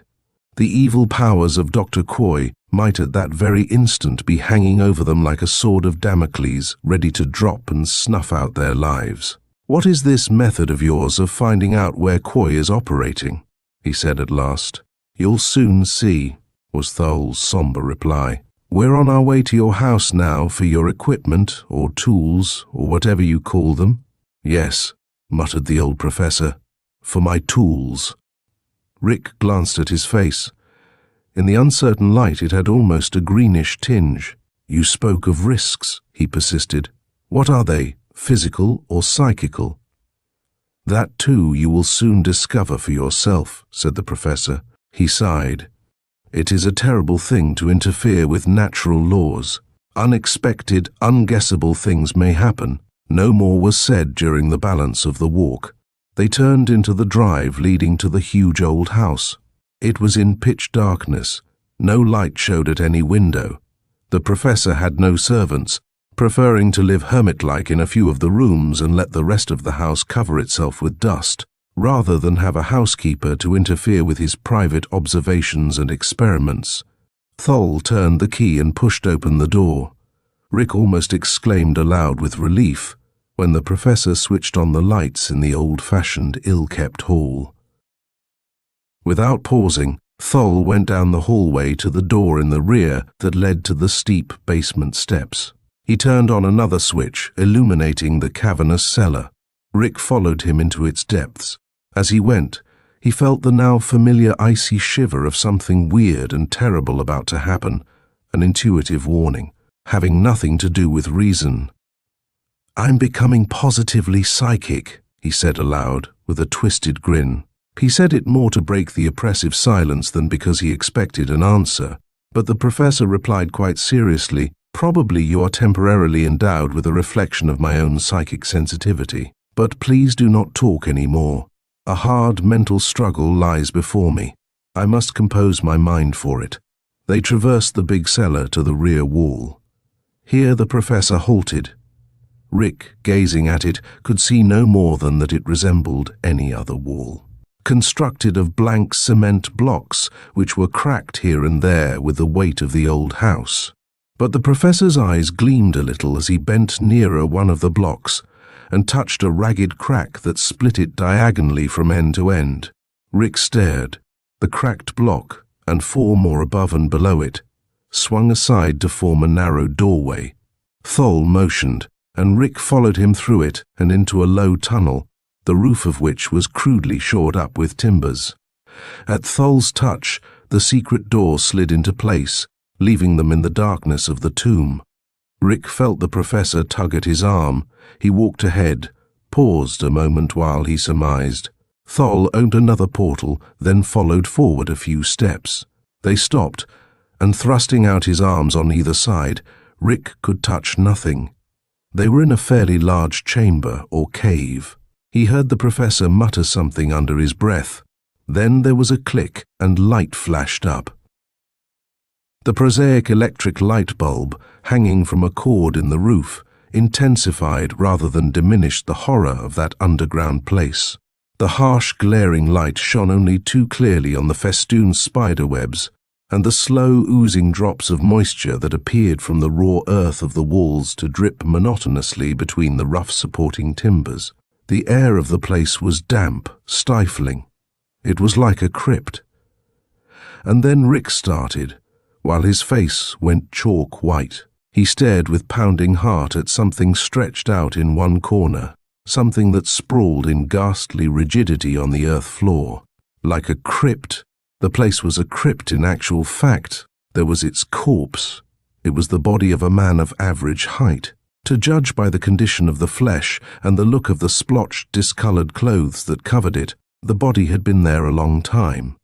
Another thing that hinted that it had lain there for long was the hair on face and head, curled and rank and unkempt, like foul weeds growing on a grave mound. The face was covered with dried, reddish-brown splotches, and these were seen to have come from the head, the back and top of which were horribly crushed in. "My God," whispered Rick, "who was this?" "That is the mortal part of the man I hired in an evil moment to be my assistant, Dr. Herbert Quoy. And that," the grim professor said, "is the tool I am about to use in trying to locate Quoy's whereabouts. To that lump of clay is chained the spirit of the man whose body Quoy now wears, a spirit that shall be my helper." Rick was speechless. The overpowering closeness of the air in that hidden cave, the subtle warning of dread things about to happen, above all the presence there of that ghastly pallid figure, filled him with a longing to be through at once and rush back out into the clean, open air. The professor knelt beside the sprawled body.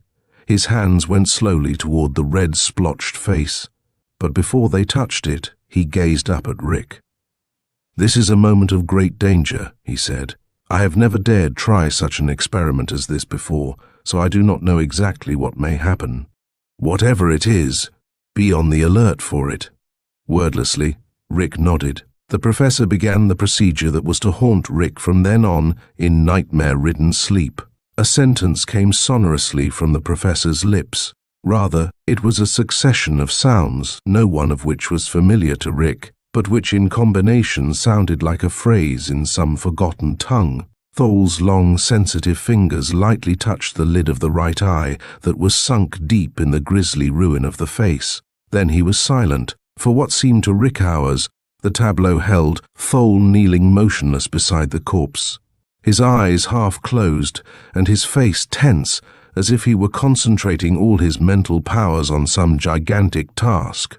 Rick standing beside him and a bit to the rear, staring at the pallid thing which had once housed a spirit that was now walking abroad, clothed in another's flesh.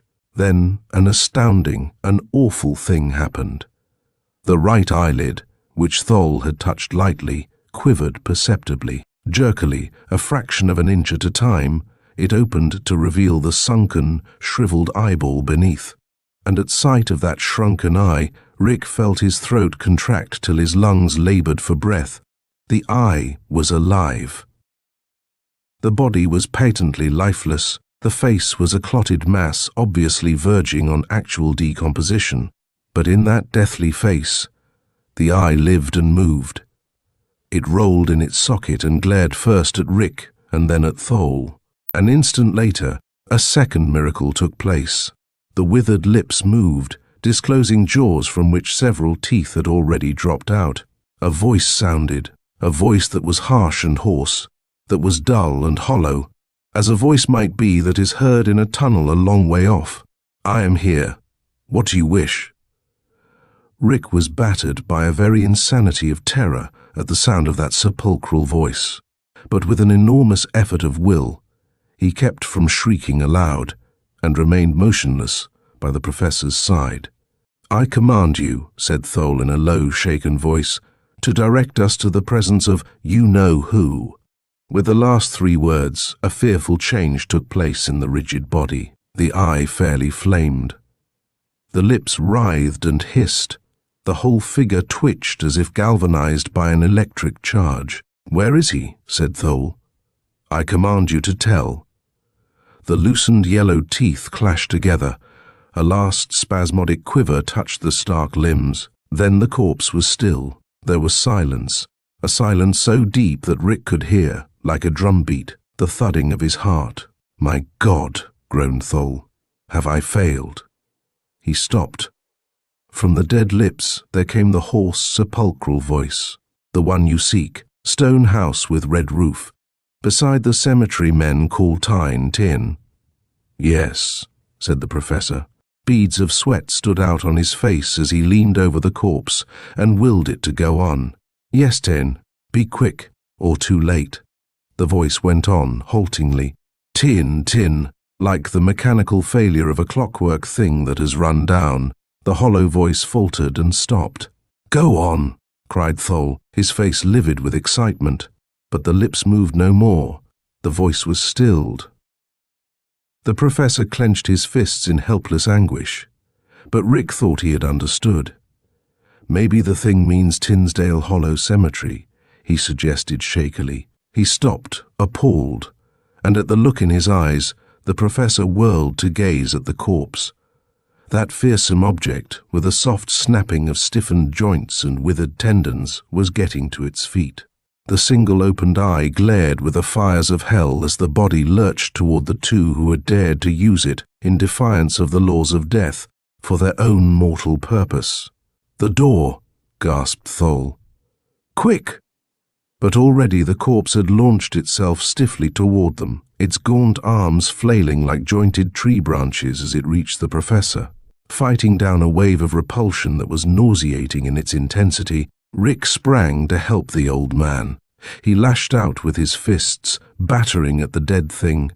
His fists found nothing solid to injure.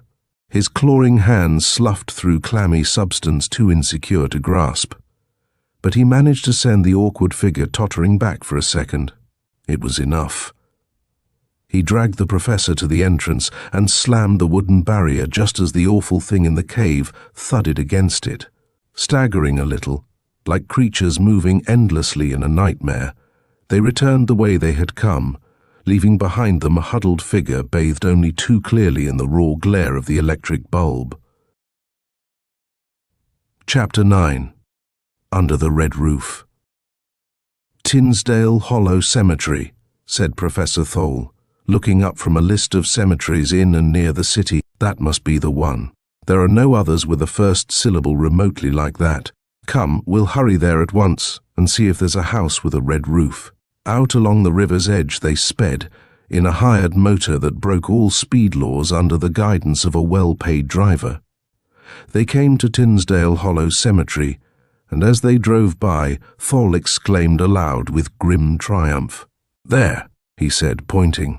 Rick's eyes followed his levelled finger, and by the light of one of the sparsely scattered electric lamps saw an old stone house with a red tile roof and boarded windows, on a weedy lot just across the fence from the cemetery. Indeed, less than 20 yards away from it was a newly dug grave, looking like a bloody gash in the earth because of the dull reddish colour of the dirt prevailing in that section. They got out, paid the driver, and dismissed the car. Then, sure that no one was around at that late hour to see them, they walked cautiously up to the house and around it to the rear. No light showed anywhere in the house. The boarded windows were as blank as blind eyes. An atmosphere of desertion and decay hung over the place. Plainly it had not been occupied for years. "Can this be right?" whispered Rick dubiously, staring about him. "Next to a graveyard, a deserted house. Yes, I think it's the right place," the professor whispered back. "And God willing, our enemy will be inside alone. And if he is? It is near dawn. Between us, we will try to hold him till his trance overcomes him. Then he will be at our mercy." A doubt that had persisted in Rick's mind since the first mention of tracking Dr. Quoy came from his lips. With all his uncanny powers, won't he know automatically when we are near him? Won't he be aware of all our movements and be ready for us? The professor shrugged. Probably he will. Almost certainly he will. Our only chance is that he may be so engrossed in some of his black work that his very concentration will let us creep up on him. He turned to the locked rear door. It soon opened under his manipulations. He pushed it aside gently, noiselessly, and the two men tiptoed into a dark room that had once evidently been used as a kitchen. At once, the gruesome stench of death assailed their nostrils. The grave was very close. That odour silently insisted. Death was all around them in that dark old house. But they stole onward, through a doorway, down a hall, and into a middle room that might once have been a drawing room or parlour. At the threshold of this room they stopped, utterly paralysed by the sight that met them. The room was dimly lit by a solitary stub of candle that flickered and guttered on the floor. It had so nearly burned itself out that, just as they stared with terrified eyes at the scene of horror there, the tiny flame leaped higher in its expiring burst and gilded every detail with pallid flame. A veritable lake of red widened sluggishly, slowly, in the centre of the floor. The walls were daubed with red. Red was smeared on the doorframe beside them. Sodden with it, a little heap of torn blue fabric, what was left of a woman's street suit, lay near the dying candle. And in the centre of the horrible red lake was a white, distorted figure. A girl's figure that seemed at first entirely nude, and at second glance to have a filmy red mantle thrown over it. The demon, Quoy, was gone. They had come too late to catch him. Only this, his handiwork, was here to greet them. Silently, almost felled by this crowning horror in a fearful night, they turned and ran. "Anthropomancy," said Professor Thole as they wearily entered his house. "Anthropomancy, the most hellish of all the black practices. So that is the answer to the kidnapping mystery we heard cried in the papers." "May God strike him dead," said Rick hoarsely. "May God let us extinguish the black soul of him," amended the professor. Death alone has no meaning for Dr. Quoy. They flung themselves down in the professor's room, Rick on a low couch, Thole on the bed. We'll sleep if we can, said Thole. Sleep? Rick shook his head.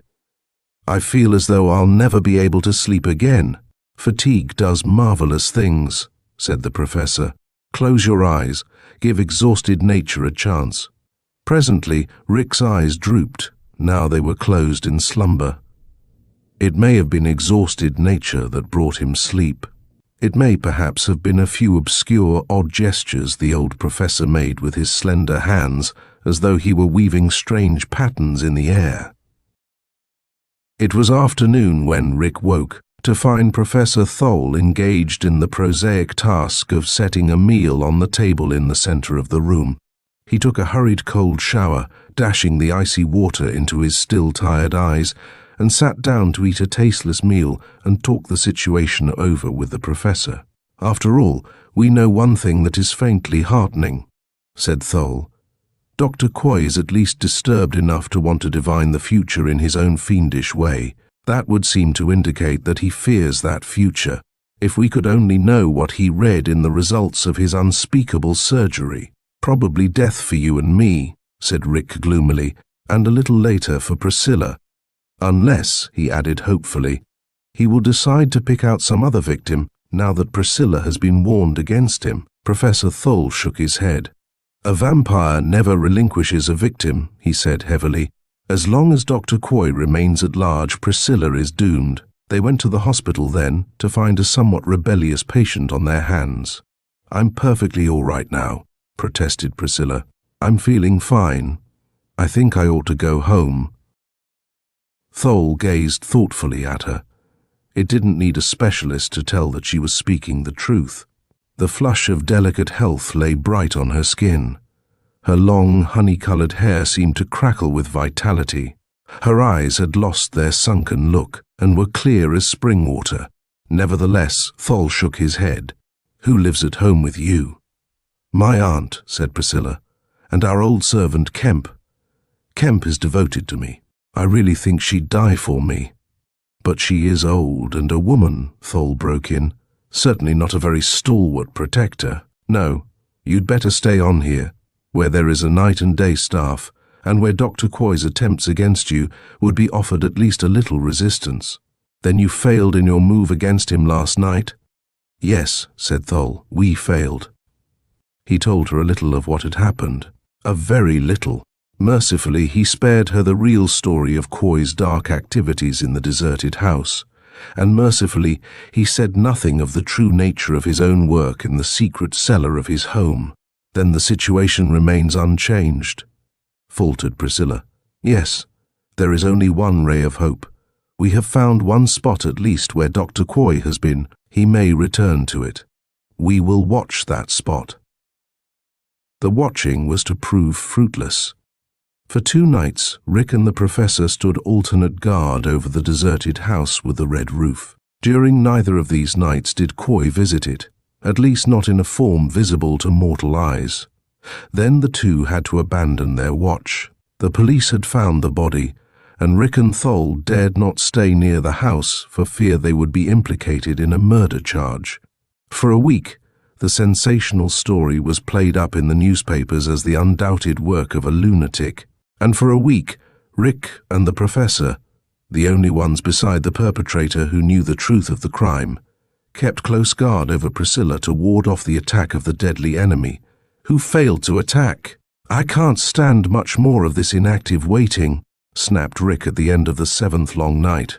Hanging around, doing nothing, knowing that at any moment Dr. Quoy may attack for the last time. What else can we do? Replied Professor Thole. As you know, I am spending every possible moment in my laboratory trying to locate the real daytime hiding place of Dr. Quoy. Until I can do that, we can't move against him. Are you any nearer success now than when you started your laboratory experiments? Demanded Rick. No, admitted the professor, I'm not. As yet I don't know what is to be our next move. But their next move, or rather Rick's, was to be strange and made eerily at once. Chapter 10. The Aspen Stake. It was the custom of the two to rise from their fitful daytime sleep in the early afternoon, force themselves to eat a kind of breakfast luncheon, and go to the hospital before dusk fell. But the next afternoon, this procedure was varied. When Rick woke and glanced automatically at the clock, he saw that it was 5 minutes past 4. Even then, he woke up not because his jangled nerves warned him it was so late, but because someone was shaking him violently. He blinked dazedly, still half asleep, to find the keen face of Professor Thole gazing excitedly down at him. "Rick!" came his voice again, now penetrating Rick's dulled consciousness like a knife blade. "Rick! Wake up! I've got it. At last I've found where Doctor Quoy hides from the daylight. Dress and come with me at once." Rick was instantly on his feet. "You know where he is?" "Yes, I know. There is nothing for us to do now but go to him in his helpless coma and snuff out that dark intelligence forever." Rick proceeded to dress hastily. There was no thought of eating now. The thing to do was go at once and reach the terrible Quoy before darkness fell. "Where is he?" he demanded grimly as the two started precipitately down the stairs. "Follow me," was all Thole said as he hurried down to the street. A motor was waiting at the curb. It was not a regulation cab. Unusually small windows were set in sides and rear, and the rear one was covered by a roll curtain. It seemed to be waiting on order of the professor, so Rick stepped in at once. Thole gave orders in a low voice, and the car started rapidly down the street. The professor, as they rolled along, told how he had located Quoy at last. There was a certain herb, it seemed, that emitted a dense smoke if burned properly in a special crucible. In that smoke, if one were initiated, one could see distant images as on a cinema screen. For days, Thole had been trying to wrench the secret of Quoy's hiding place from the smoke. This afternoon he had succeeded, and we are now on our way at last to end the career of this infernal being, marveled Rick, who had listened, absorbed to the account. "Not quite yet," replied the old professor, "but in a very short while. Now we are going to pick up the actual instrument that will destroy him, special tools specially prepared in his surroundings. When we have got that, we shall go to Quoy." At that moment, the car stopped. Thole ordered the driver to wait, then turned and hastened away. Rick, stumbling after him, had only an instant of time to realize that they were crossing a weedy, open field. Then they were in an impossibly narrow underground passage of some sort, which extended for a long distance to widen into a subterranean room. In this room was apparatus of a kind for which Rick had no adequate words of description. There were oddly curved rods and earthen retorts. A pile of dried weeds took up one corner. In another corner was a long, narrow box that must certainly be a coffin. In the center of the room was a low workbench, and on this bench was a curious thing. It was a sharpened piece of wood about 3 feet long and several inches thick. The sharpened end tapered to a fine, almost needle-like point, and its blackened surface indicated that it had been hardened in fire. "The stake," breathed the old professor. "The aspen stake that shall be plunged into his breast." He clutched it, and they hurried back through the passage to the weedy open space and to the waiting motor. "And now," said Thole, his voice vibrant, "for Doctor Quoy." Faster the cab flew. It was like a dream ride. Then Rick, glancing out the small windows, began to see familiar street sights. Here he recognized a building, there an electric sign. "Why?" he ejaculated at last. "We're going directly back toward your house. Quoy is hidden near there." "Yes." Professor Thole fingered the sharp point of the aspen stake. His eyes were glittering. "You see the ingenuity of his choice? We would never dream of searching near home, but we've got him now." Rick closed his eyes while a wave of exultation passed through him. With wide, unseeing gaze, he followed the professor as the cab stopped, up a walk and into an old doorway. The professor held up his finger for silence and began to tiptoe up a curving staircase. Cautiously, Rick followed, taking infinite pains to make no noise. They entered a room, an ordinary room outfitted as a bedroom, and there on the bed, Rick saw lying a straight, still figure. Even at that tense moment, Rick found time to be surprised and a little taken back. He had visioned the sinister Doctor Quoy as passing his vampire's sleep in some hideous buried place, not in an ordinary bedroom in an ordinary residence. But the thought passed immediately from his mind. The important thing was that Quoy was here, actually in the same room with him, lying helpless in slumber. Almost holding his breath lest he wake the sleeper, though the professor had told him that the coma of vampirism is almost that of death, Rick moved toward that still figure on the bed. Beside him tiptoed the professor. Nearer they came, nearer, till they were bending over the sleeping figure and gazing directly down at that face which was an incarnation of evil. Fascinated, Rick stared at it. The red lips, the pallid skin, like a pale, unhealthy mushroom growth, the long, slit eyes, hidden now under eyelids that looked like unwholesome bruises in the waxy countenance. "Victory," whispered the professor. His right arm, with the stake held in his hand like a short spear, was raised high. Victory. Like a splendid statue of an old warrior, he stood there, the stake poised for its deadly downstroke. Then, slowly, with trembling arm, he lowered it. His eyes closed. A hissing moan came from his lips. "I dare not," he muttered. "I dare not. I am old. My arm is no longer strong. I doubt if I have the power to thrust so deep." He turned suddenly to Rick and thrust the stake toward him. "You," he said. "You do it." Rick took the stake, staring at the old professor in a dreamy sort of surprise. With that fearfully sharpened point, it seemed even a child could find the monster's heart, but he thought he could divine the true reason for the professor's hesitancy. This unnatural creature stretched before them was, in a sense, Thol's own creation. He had given him, unwittingly, the opportunity to steal and use for his own purposes the awful secrets in Cagliostro's lost document. This chance to undo with a single stroke the evil he had done was too much for him. It had unstrung him. "Well," thought Rick, "I have no such self-doubt. I'll send this stake through chest and heart and back and into the bed beneath." Grasping the lance-like thing, he raised it even as Thol had done, and poised it over the immobile figure. But there he, too, halted for an instant. The training of everyday, prosaic life is hard to break. Thol had told him, and heaven knew he believed sincerely, that the body before him was not alive, was simply undead, an animated corpse kept up only by its vampire diet. Nevertheless, to his eyes and instinct, the thing looked like the living body of any other man, and the plunging of that aspen stake into the heart was no less than murder. He had never dreamed it would be so hard a thing to do.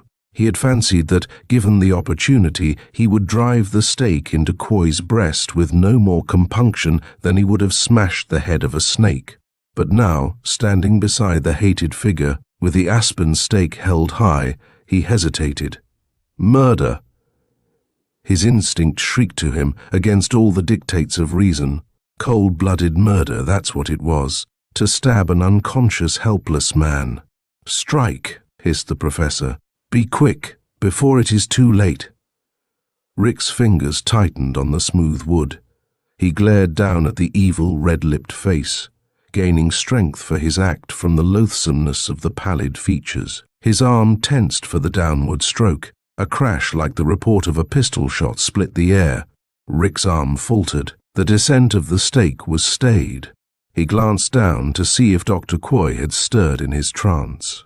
He was looking not at the repulsive face of Quoy, but at the bearded, venerable countenance of Professor Thol. And the body on the bed was the body of Thol, just moving now with returning consciousness as sleep passed from it. "Physically, Dr. Quoy cannot touch me," the professor said. "That much power at least I have to combat him with. So he plotted to have you kill me, in the nightmare he sent you. He had to have you get the stake with your own hand, because he could not bring it to you. I have reason to think he can pass through walls of brick and stone, but I am very sure he could not drag so inanimate a lump of substance as a stick of wood with him." Rick's face was buried in his shaking hands. "My God," he groaned. "What a frightfully close call." One more second. Thol stared at him, in blended pity and horror. Then he glanced toward the window. Beside it lay a heavy screen he was in the habit of setting before the opened window to keep the direct draft from him while he slept. A gust of wind had swept through the window, tipping over the heavy screen with a sharp crash. On that, his life had hung. Then, as Thol gazed at the window, the color left his face and his eyes widened with realization of a vital, an ominous fact that their preoccupation had thus far kept the two men from noting. "Good heavens!" he cried. "Look!" Rick whirled to face the window too. Then his own face went white. The window was an oblong of pure black. Night had fallen, deep night, how long ago he could not guess. He glanced at the clock. The hands pointed to 10 minutes past 11. They had slept for 14 hours, for over 3 hours of which Priscilla Rand had been left unguarded and alone. Rick had merely, in his dream, thought it was still afternoon. Actually, he had gone out into pitch darkness, returned in darkness, and turned on the lights in the room under the hypnotic power of Quoy. The ringing of the telephone burst in on the men's dazed thoughts. Rick and Thol gazed at each other. Then the professor moved to answer it. "Professor Thol," came a woman's voice. "This is the Grace Hospital. Do you or Mr. Ballard know where Miss Priscilla Rand has gone?" With difficulty, Professor Thol forced himself to answer. And then he had to repeat it before the operator at Grace Hospital understood his words. "We haven't heard from Miss Rand. She is not at the hospital?" "No, she has left. Her clothes are not here, and she said nothing about leaving, and no one has seen her go. Shall we notify the police?" "Not yet," said Thol. "Wait, we will be down at once." "Gone," whispered Rick as the professor hung up. "Yes. God help her. Quoy has surpassed himself tonight. He meant to kill me. Have you dragged to a murderer's cell and make away with Priscilla, all in one diabolical night? You and I, by the grace of heaven, escaped." But he stopped. In Rick's eyes was a picture of the thing they had seen under the red roof, the white, distorted figure in the crimson lake. Anthropomancy. Chapter 11. Into the Night. In her room at Grace Hospital, Priscilla had marked with impatience the slow flight of the afternoon hours. It was irksome, this continued stay, when she felt perfectly well. She was tired of reading, tired of roaming from her room to the terrace and being stared at curiously by really sick people, tired of having monotonous hospital meals served to her and being hemmed in by an invalid's routine. The place had become a jail to her. Nevertheless, she realized the wisdom of staying here in obedience to the professor's wishes. Involuntarily, her hand went to her throat, where 2 sets of small red marks had barely healed. Restlessly, she walked to the window, which faced west, and watched the lowering sun. 6:30. Rick and the professor were usually here by now. She wished they would come. As the sun sank lower and lower, she began to feel a growing unease. Again, her hand strayed to her throat. If they were forced to leave her alone another night, she would face it with all the courage she could muster. But the thought of that eventuality, of staying awake hour after hour through the long night, waiting to fight off a possible attack by the malignant Quoy, as she had done a week ago, turned her pale. She called the nurse. "Has Mr. Ballard or Professor Thol telephoned the hospital?" she asked anxiously. "No, Miss Rand." "Oh, I thought one of them might have called you with instructions for the night." The nurse left. Priscilla tried to interest herself in a book. It was a dismal failure. Her eyes kept straying toward the window, where the last dim red of sunset barely showed. Night fell. An odd drowsiness stole over her. She was a little surprised at it. Having no outlet for her energies, she'd been finding it hard to sleep at night. And now, at only a little after 8, and worried as she was by the failure of Rick and Thol to appear, she was sleepy, and found it more and more difficult to keep her eyes open. Determinedly, she fought against her drowsiness. Then she began to yield to it. Rick and the professor would surely be along soon. Why not take a nap until they arrived? Almost with the thought, sleep dropped on her. Deep, thick sleep, that yet left her dimly conscious of her surroundings. A queer sleep which, despite her will, she could not shake off, but a sleep which left her 5 senses open to vague and far-off impressions. She knew, for instance, when the hands of the clock beside her pointed to 9:15. She heard the nurse tiptoe in and out again after glancing at her and turning on the dim nightlight, and she was fully conscious of a curious odor that began to permeate the air. It was a revolting odor, a stench that nauseated her. She moved uneasily but was still unable to break the chains of the strange, numbing sleep that bound her. And now she became aware of 2 eyes staring at her. Her own eyes were closed, but still she could see those staring orbs, as though they were etched flamingly on the insides of her eyelids. Long, narrow, and black as jet, they glared unblinkingly at her. And soon she was rising slowly from the bed and mechanically dressing. A small part of her was aware that she didn't want to do this, that above all things she must resist the unspoken command to be read in those narrow black eyes. But she couldn't resist. Plastic as wax to the will behind the glittering eyes, she walked to the door of her room. Down the corridor she went, seeming to float more than to walk. There was no one in the corridor. No one was near the window leading to the fire escape ladder. Afterward, the nurse on duty in that wing was to recall that she had been summoned to a far room, only to find the patient there asleep, still only mistily conscious of what was happening. As though groping blindly at the bottom of a sea of horror, Priscilla descended the steep iron steps of the fire escape to find herself on the ground. Helplessly obedient to the inexorable will flaming in the evil black eyes, she started off through the starless night, seeing only as wavering phantoms the few passers-by on the back streets along which her path lay. The hospital was seething with activity when Rick and Thol got there.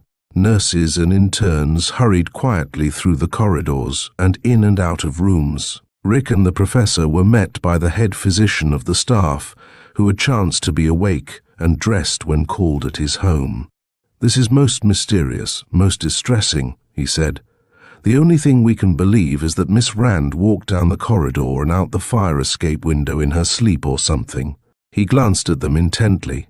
"There has been some mention of mental unbalance in connection with her case, I believe." Rick started hotly to reply, but the professor spoke first. "Yes, she had occasional mild delusions." "Ah," said the doctor quickly.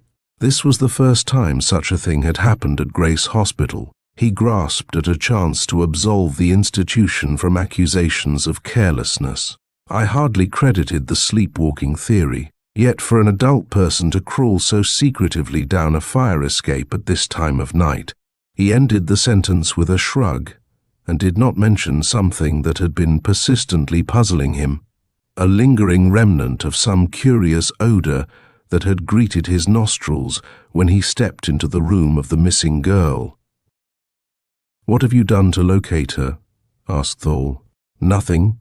We understood you to say over the phone that nothing definite was to be done until you got here. But you have searched the building thoroughly. She is not in it." "Don't be too alarmed by this," said Thol. "I have little doubt we'll find her at home when we go there to look for her." His voice and face expressed only mild concern. He turned and walked toward the door. Rick clutched frantically at his arm.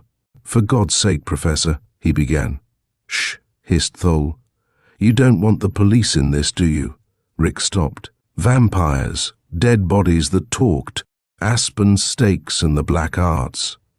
No, he did not want the police in this. "The affair must be reported to the proper authorities if Miss Rand is not found at once," the doctor called after them. "Of course," said Thol. "We will phone you if we don't find her at home. Come, Rick." For a moment the two stood in front of the hospital entrance in frozen indecision. In what festering dark spot in the great city was Priscilla hidden, and how could they move to find and help her? Thol's eyes were nearly closed with the concentration of his keen old mind. "I think," he said at last, "there may be a chance, just a chance, that through your dream came a clue. From your description of the spot where you got that aspen stake, it sounds as though it might be Quoy's secret hiding place. Could you possibly find your way there again?" "I doubt it," despaired Rick. "I visited it only in a hypnotic trance. Hardly once did I glance out the window of the car I went in. The only clue I have is," he pointed to his knees, "this brownish-red dirt I picked up while there." Thole glanced down. Adhering to the dark fabric of Rick's suit were two damp, discolored areas that could only have been caused by his kneeling somewhere in a muddy spot. "That is all," said Thole. Think hard. Is there nothing you remember that might help us guess where this dream place is?" Rick gnawed at his upper lip. Then a gleam came to his eyes. "Yes, I remember now. There was something. At the very end of our trip, we turned in through high iron gates, and on the gates, worked in iron, were the letters THC. "THC," repeated the professor. "It carries a memory of some sort.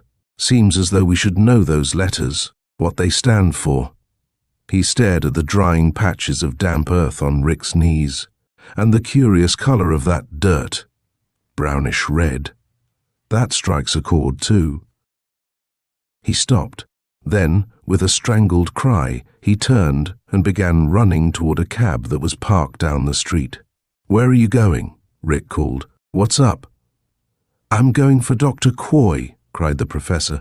"The color of that dirt. Don't you know? Can't you guess?" Rick's head snapped back, as he too caught the significance of the two clues. "Tinsdale Hollow Cemetery. Yes, we should have guessed it immediately," panted the professor.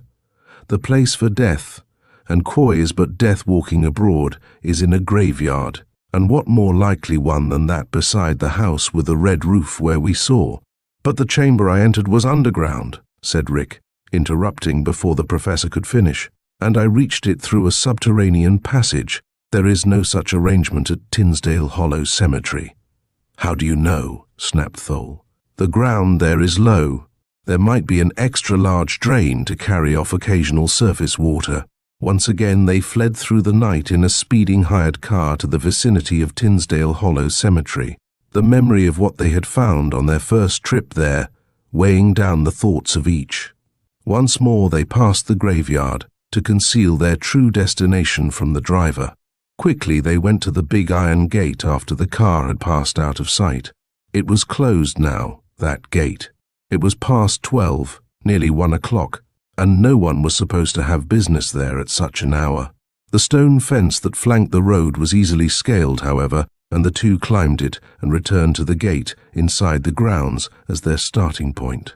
"You remember nothing but this gate?" the professor asked. "Nothing at all. Try to recall every move you made." Furrows appeared in Rick's forehead as he tried desperately to remember the exact course of his nightmare. "We came in through here. We turned right and then left." "That must have been following this lane," snapped Thole, pointing to a side road that curved right along the fence from the gate and then straightened out to parallel the center road. "We'll go down it." They did slowly while Rick strove to remember. "I seem to recall hearing a heavy ring of metal on masonry. Might have been the sound of a manhole lid lifted from a concrete inset." "Enough," breathed Thole. "It was that." He walked through the grass and weeds toward a small circular spot that was bare of vegetation. And this spot, as they got nearer to it, proved to be a rusted iron manhole cover. Thole knelt and put his ear to it. "Listen," he said. Rick did, and he heard a trickle of water down beneath the lid. "A drain, even as I thought it might be. It probably runs under this entire section," said the professor. His voice grew hushed as he added, "This is the entrance. I feel it. I know it. This leads to the real hiding place of Quoy, probably the place where Priscilla is now being held. That is, if she is not already." "Don't say it," implored Rick. With a frantic heave, he lifted the heavy iron lid from the clammy cement well it covered. "Come on, let's hurry." Chapter 12. The vampire's den. Sultry black clouds pressed down overhead. A moaning rising wind tossed the branches of the gnarled trees that dotted the old cemetery. The night was as black as a night can be, and heavy with an approaching storm. Indeed, the first large drops of rain just spattered against their faces as Rick and the professor lowered themselves into the shallow well. Beneath the manhole lid, down the cement walls they climbed, on iron rungs set in the stonework, to the bottom. There they found two drains about 3 feet in diameter, leading away from it. One went out of the cemetery toward the great city main that lined the street. The other led toward the heart of the graveyard. "This way," said Thole unhesitatingly, indicating the latter passage. They started laboriously down. It was more like a tunnel than a drain, a continuous, tiny arched vault of rotting brick, laid before the advent of the more modern hollow tile, resembling in miniature some of the elaborate sewers that underlie many of Europe's cities. On hands and knees they made their way. The darkness was so thick that they seemed to breathe it, to absorb it in clogged and clammy pores. It weighed on them like a heavy physical load. Rick reflected that he knew now what it was like to be blind, as he crawled on hands and knees down the damp, chill drain. The path was slightly winding, and here and there the two bumped helplessly against a turning. Also here and there their questing hands sank into mounds of loose earth, where the vaulted brickwork above had given way and allowed the soft dirt to filter through. And once, eternities from the time they had left the well, Rick's fingers encountered something smooth and irregularly round and large, with 3 jagged holes in it, 2 of which had once held eyeballs, and the third of which had been covered with the flesh and substance of a nose. On and on they went, silently, like damned souls doomed to spend the rest of time worming along a tunnel bored in solid blackness. Only once was the silence broken. "Do you suppose this may be a trap?" whispered Rick, wiping the perspiration from his forehead and leaving there a smear of dank and musty earth. "It may well be," came Professor Thole's voice in the darkness. "But we must go on." And on they went, until at last they saw, still far ahead of them, a ghostly greenish light which seemed to exude phosphorescently from the damp brickwork of the drain. The light grew clearer as they advanced, and then faintly at first, but growing rapidly stronger, came the loathsome odor with which they were now only too familiar. Rick stopped and turned to look at Thole. He could dimly make out his face now, spectral and distorted in the ghostly greenish light, and he saw in Thole's eyes the same thought he himself harbored.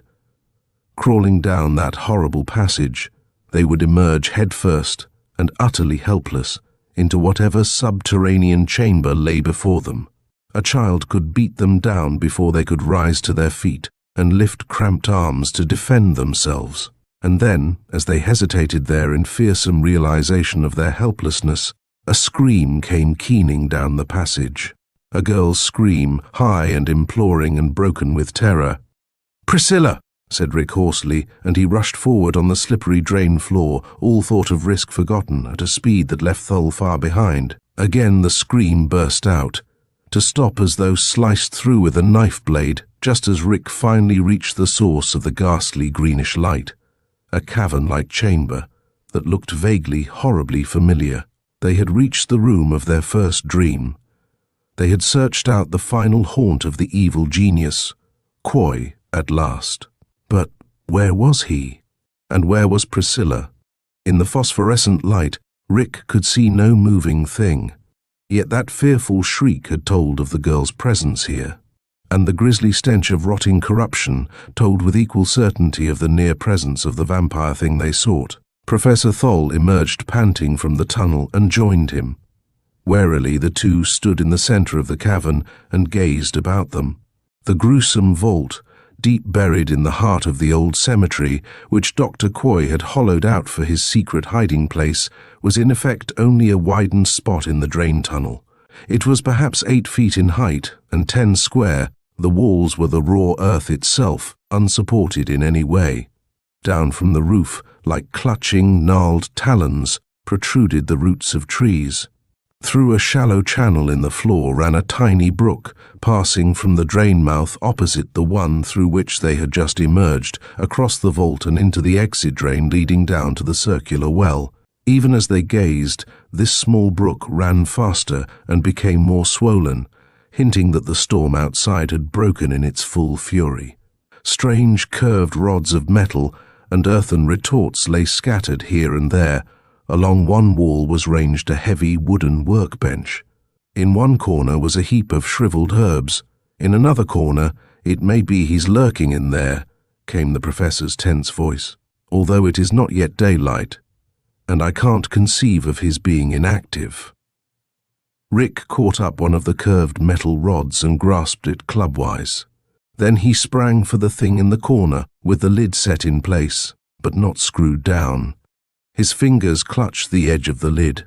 He started to raise it. With every nerve in his body tingling, he threw the lid back and leaped aside with his club raised for a crashing blow. And then he almost dropped it as a shock of surprise, terror, and grief flooded through him. Lying there in the coffin, her cheeks as white as fresh snow and her hands folded over her breast in the pose of death, was Priscilla. Rick groaned aloud. Priscilla, dead! But even as his eyes closed and the world seemed to topple, Professor Thole brushed past him and started hurriedly to lift her from the casket. "She's alive," he said. "Unconscious but alive. We were not too late." A mocking voice suddenly sounded, seeming to come from every corner of the vault at once. "Yes, she lives. You have rescued her and found me out at last. You have triumphed." Rick spun about, to glance in all directions for the source of the voice. He saw no trace of its dread owner. Meanwhile, the odor of death had suddenly grown stronger in the place. The mocking, sinister voice went on, "You have triumphed, if one can call it triumph for the prey to stumble blindly into the trap and find the bait still alive." As the words were concluded, there was a dull crash. Rick and Thole whirled around to see that a heavy iron plate had thudded down to form a tight barrier over the mouth of the drain into which the surface rainwater had been pouring at an ever-increasing rate, and from which they had just entered. The entrance to the trap, now that they were securely inside it, had been duly closed. "The omniscient Professor Thole and his lovelorn assistant," the voice gibed on. "What chance has the humble Doctor Quoy against two such foes?" The voice had gradually centralized. Until now, Rick thought it came from the drain entrance out of which the water was flowing, opposite the entrance that had been blocked by the iron plate. Grimly, swinging the curved metal rod in his hand, he started toward the spot. But before his third step had been completed, he found himself rooted to the floor, as though the air had hardened into transparent stone around him. Near the open drain mouth, a shadow suddenly fell.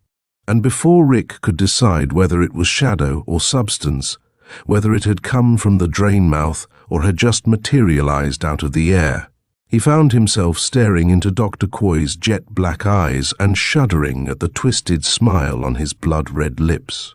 "And so the struggle ends between us, Professor Thole," Quoy went on. "And in at the death, a purely literal phrase on this occasion, are your stalwart young assistant and the doll-faced girl he sprang so gallantly to rescue. I congratulate you on your victory." The lips of Thole moved desperately in incantations designed to paralyze his antagonist, just as that antagonist had paralyzed Rick. The incantations failed before Quoy's power. "It will yet be victory," he panted at last. "Thief and murderer." "Thief," Dr. Quoy broke in suavely, "you are still bitter about my acquisition of the lost Cagliostro, I see. But I am utilizing it properly, whereas you would have played with it as a mere dilettante. Murderer, what would you? You know as well as I how I must derive my sustenance, and you know as well as I that the most effective way of divining the future is by reading the signs to be obtained only with human sacrifice." "You fiend from hell," grated Thole. Dr. Quoy bowed ironically, giving never a glance in the direction of Rick, who was straining to break loose from whatever power it was that held him motionless. The compliment is treasured for the sincerity with which it is delivered. And now, if you will pardon me, I will leave the three of you to the pleasant finis which lies before you." "You cannot touch me," declared Thole, drawing himself up. "Small as my power is, compared to the power of the possessor of Cagliostro's knowledge, it is yet sufficient to keep you from laying a finger on me." "Granted," was the cold reply. "But while I may not have the pleasure of killing you directly, I can see to it that the forces of nature do it for me. Look at the floor." Rick's eyes swept downward with the professor's, and at what he saw, and at the significance he read in it, he exclaimed aloud.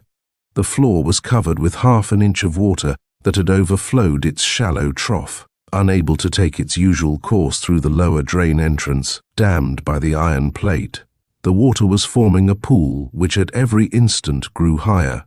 "Outside," said Quoy, "a storm is raging. You may have noticed that it was starting to rain as you entered here. Well, that rain is now a downpour. As you know, all the surface water from this entire low section about here drains through this vault. If it cannot get out of the vault, but you can guess the rest." "May God strike you dead," shouted Professor Thole. He sprang toward the mocking figure, splashing furiously in the deepening water. But as he reached Doctor Quoy, the man was no longer a thing of substance. Thole's hands grasped futilely at empty air. A last few words were conveyed to them by the mocking devilish voice. "I will leave you now. When I return at dawn to unbar the lower drain and let the water out, I shall welcome with pleasure 3 new bodies on which to perform certain experiments I have in mind." The voice sounded no more. Every instinct told them Dr. Quoy had truly gone.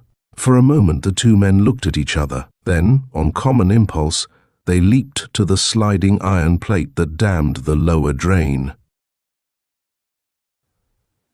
Chapter 13. Trapped. Rick and the professor wrestled with the iron plate, but they could no more move it than shift the solid earth about it. It did not even quiver under their desperate heaving. Only a moment was required to show them that that way out of their dreadful predicament was hopelessly barred. "The other drain!" cried Rick. "Perhaps we can find a way out there." They stooped to enter the drain from which the flood was pouring and splashed a few paces on the long slant up. But scarcely 5 yards from the vault, the drain separated into multifarious branches, each far too small to accommodate a human body. And now a cry sent them hurrying back. They found Priscilla sitting up and staring about her with wondering, fear-filled eyes.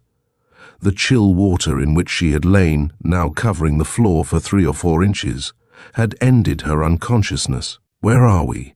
she faltered. "What is this place? Rick, Professor?"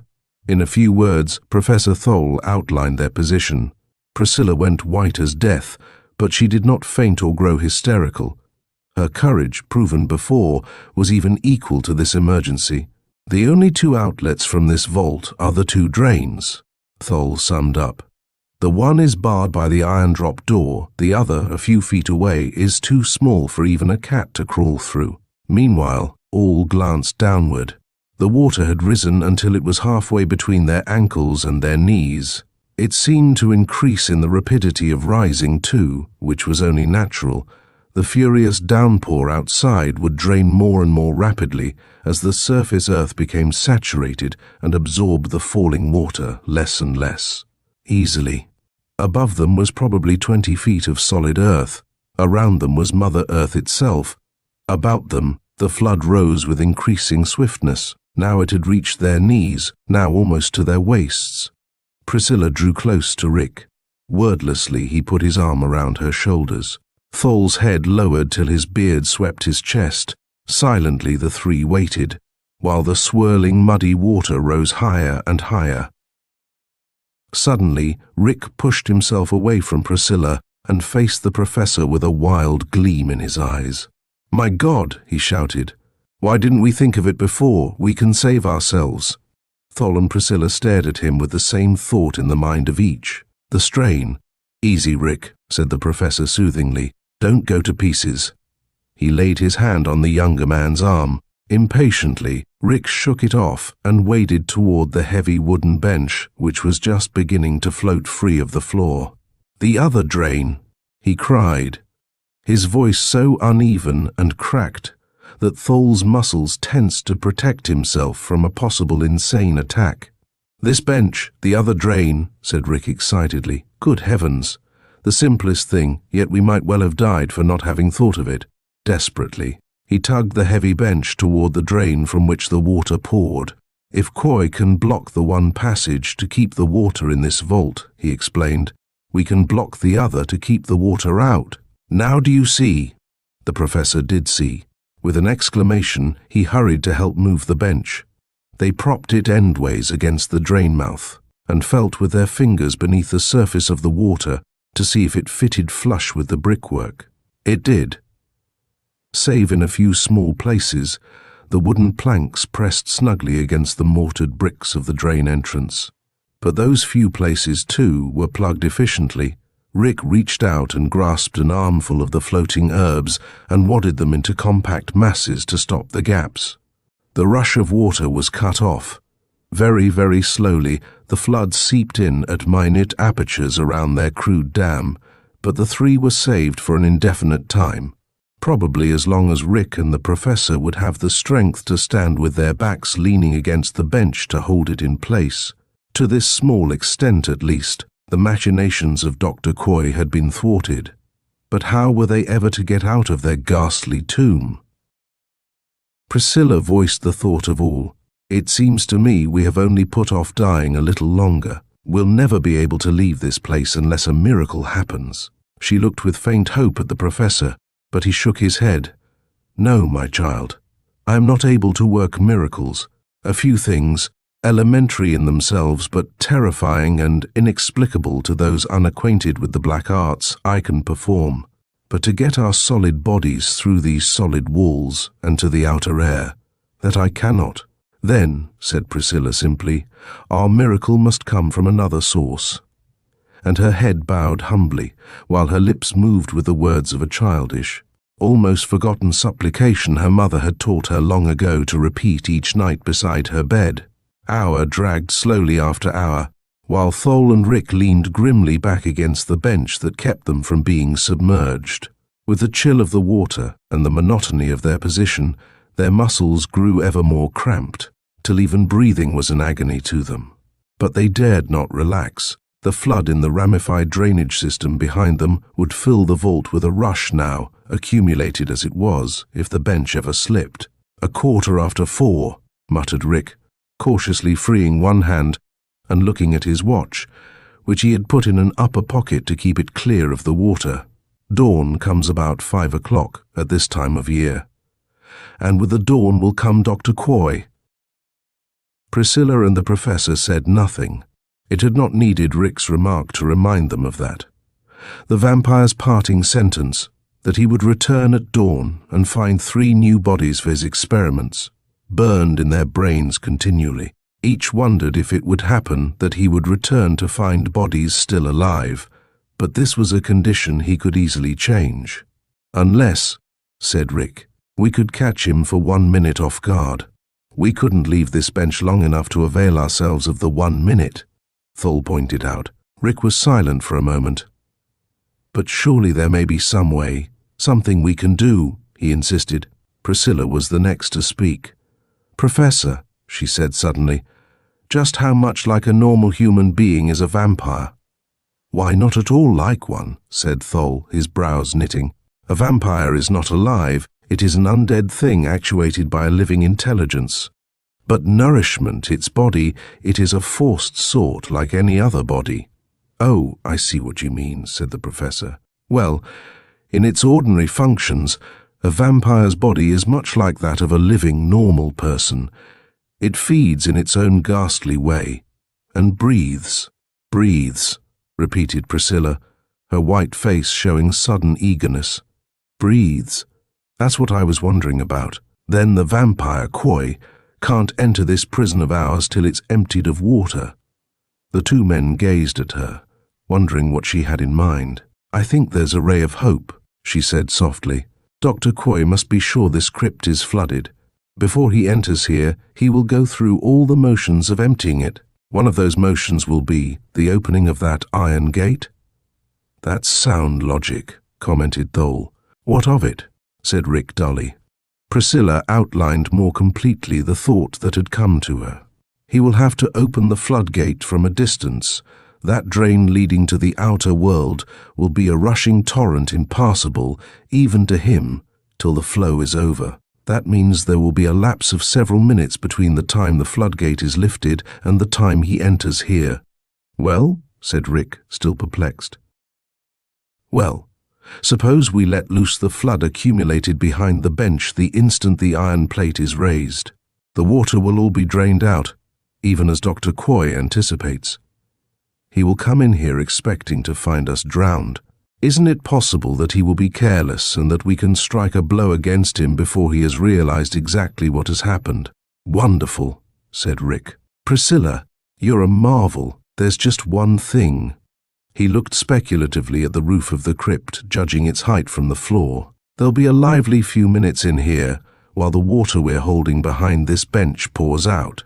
It may fill the vault completely for a long enough time to drown us after all." "There's no other alternative," snapped Thole. "If only Priscilla's reasoning is correct, and he will have to open the waterway." Tensely, the three stared at the iron cover that shut off the mouth of the lower passage. They could just see the top of it in the dim greenish light over the flood that washed around them, and they watched it till their eyes ached. It remained immovable. 20 minutes till dawn," said Rick, moistening his lips. "He must come soon if he's coming here at all," said the professor. Wide-eyed, with life hanging in the balance, they stared at the iron barrier. 18 minutes, muttered Rick, and then 15. "I think it's moving," whispered Priscilla. Holding their breaths, they all watched, and it seemed as though a slight ripple showed in the murky water next to the iron plate. The next instant, it was confirmed. All felt a tugging at their ankles and legs as the flood in the vault began to sweep down the lower drain, and the next moment after that, they saw the blackness of the passage mouth as the iron plate swung soundlessly up to leave the entrance clear. In a few moments, the water in the vault had swirled noisily down the tunnel, leaving only shallow pools on the floor under their feet. Rick glanced at the professor, who nodded. "Now," said Thole, "find something to hang on to.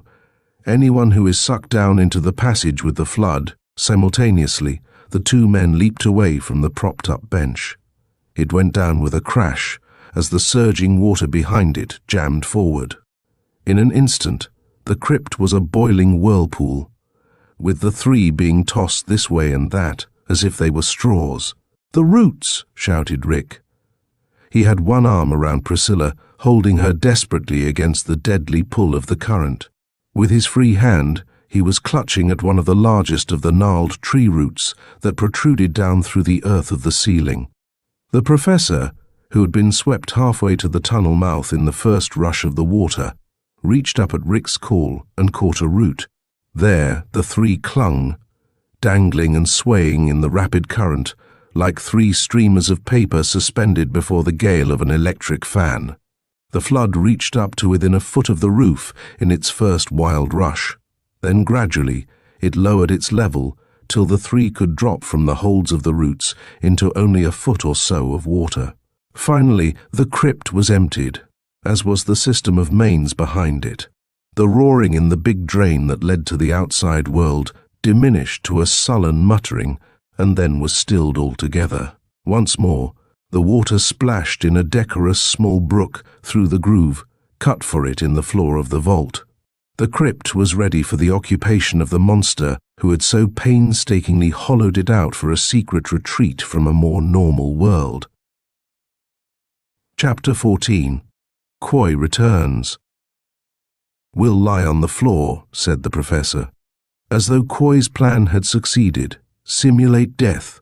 The three stretched themselves out in sprawled, limp attitudes on the moist floor to wait the arrival of the evil genius that had imprisoned them there.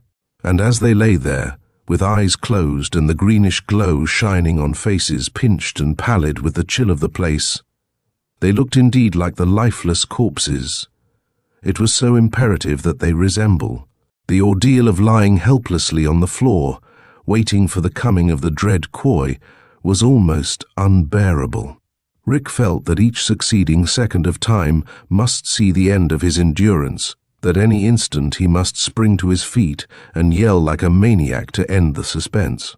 Lying there, just lying there, painfully repressing the shudders of terror and exhaustion and pure chill, with the entire weight of the weedy old cemetery above seeming to press down on him.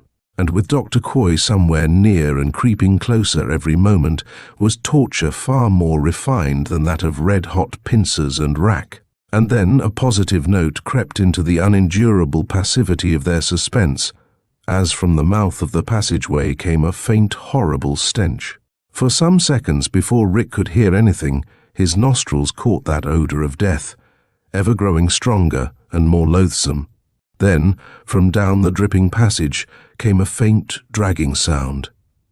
Rick reached out and pressed the arm of Priscilla, who lay like a limp flower beside him.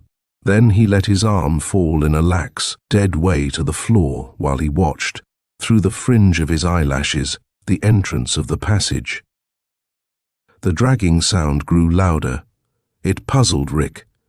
It sounded as though some sick or wounded thing were dragging itself painfully down the small tunnel. Then Quoy appeared, and at the look and actions of him, Rick could hardly repress a start. Dr. Quoy was moving slowly, but in a way that showed he was hastening as rapidly as he could. He moved as though partially paralyzed, hitching arms and legs along, as if they weighed him down like lead. On his pale, evil face was a dull, perplexed look, and his eyes had a glazed expression. With a wild thrill of hope, Rick divined the meaning of Quoy's lethargic movements and his anxious, though tortuous haste. His one point of vulnerability, the inevitable limitation of the vampire, was clamping down on him. Dr. Quoy had almost been overtaken by dawn, and the near death of his day, before returning to his underground haunt. Breathlessly, Rick watched the movements of the crippled enemy, and as he watched, the thrill of hope grew wilder. Dr. Quoy sighed heavily as he dragged himself to his feet. With an immense effort, he stood almost upright. Then, scarcely glancing at the three sprawled bodies on the drenched floor, he stumbled toward the spot where the subsiding flood had stranded the wooden coffin. What occurred then was simple in itself, but ghastly beyond description in the foul and hideous things it connoted. Dr. Quoy lifted the coffin lid, sighed heavily again, and lay down in the coffin as if it had been a bed. Slowly, the lid sank over him, till with a soft thud it had closed him in. Quoy the malignant, Quoy the fiendishly powerful, was in his deathly trance and delivered into their hands. With a cry of triumph that rang shrill and cracked in the vault, Rick sprang to his feet and jumped toward the horrible couch of the vampire. The professor reached it with him, and together they pried at the coffin lid. It was immovable under their fingers. Rick glanced at Thol. A second time they put their backs into the task of lifting the coffin lid. It didn't stir. They had seen for themselves how it had settled loosely down into place. They had seen before that there were no inside fastenings to hold it down. Formed of a solid 1.5-inch plank, it couldn't have weighed more than 20 pounds. Yet it resisted their combined efforts to lift it as though it had been of solid lead, and sealed to the box beneath it with steel. "Clamps! Beaten! Again," said the professor brokenly. He seemed to grow older in that bitter short moment. "Again! And I was so sure. We'll break the damned thing in," snapped Rick. He picked up a metal rod and brought it crashing down on the wood. A slight dent appeared in the lid, that was all. He raised the rod for another blow, but at this instant something happened that ended completely the faint hope that Quoy could be reached in that oddly impregnable casket of his. Priscilla leaped away from them, staring with horrified eyes at the mouth of the smaller drain, while scream after scream burst from her bloodless lips. The two men spun around to look, then shrank back in their turn. Whether driven out of the rain-soaked earth by the surplus of fallen water, or called in regimental formation by some ghastly, horrible power. A wriggling mass of life filled the smaller tunnel, a writhing mass of earthworms. The drain was choked with them. Blind, helpless, slow-moving things, they flowed sluggishly into the crypt in a billowing flood. In a moment, they had surrounded the coffin and were rolling and crawling about the feet of the girl and the two men. "Good heavens," Rick gasped. "Look at the things pour out." The same vision assailed the brain of each. A second flood, more horrible by far than any tide of water, slowly rising to trap and submerge them in the crypt. Silently, with their eyes almost starting from their heads, the three plunged into the lower tunnel entrance and began clawing away toward the outer world. And as they slipped and fought their way along the dripping passage, it seemed to them that the soft, helpless things dropped down upon them from the rotting archway above, and started up between the very bricks under their recoiling fingers. Chapter 15. The Golden Noose. Downstairs, in the professor's library, the two men sat gazing unseeingly at the wall, each lost in his thoughts. They had brought Priscilla here to the professor's house, feeling she would be safer here than anywhere else. She was lying upstairs now, sunk in the sleep of utter exhaustion and nervous shock, with a nurse in attendance. Thole had phoned the hospital immediately on their arrival in the early morning, to stop any police investigations they might have started. Then he had got the nurse for her, and he and Rick had fallen log-like into bed to get some rest. With the first relief of their great fatigue, they had waked again, too tense for normal slumber. That had been at 2 in the afternoon. It was now 9 in the evening, with full night blanketing the city. In those 7 endless hours, they had stood guard over Priscilla, and had tried to compose themselves to face whatever might next be their lot to endure from the infamous Quoy. At the moment they were in the library for a few minutes of relaxation and talk, they couldn't converse in Priscilla's room for fear of waking her. The nurse, a grim-faced woman who was almost too efficient at her duties, could see that the girl was undisturbed for a little while. "Quoy will strike tonight," the professor insisted. "When dawn comes tomorrow, either he will be destroyed, or all 3 of us will be dead.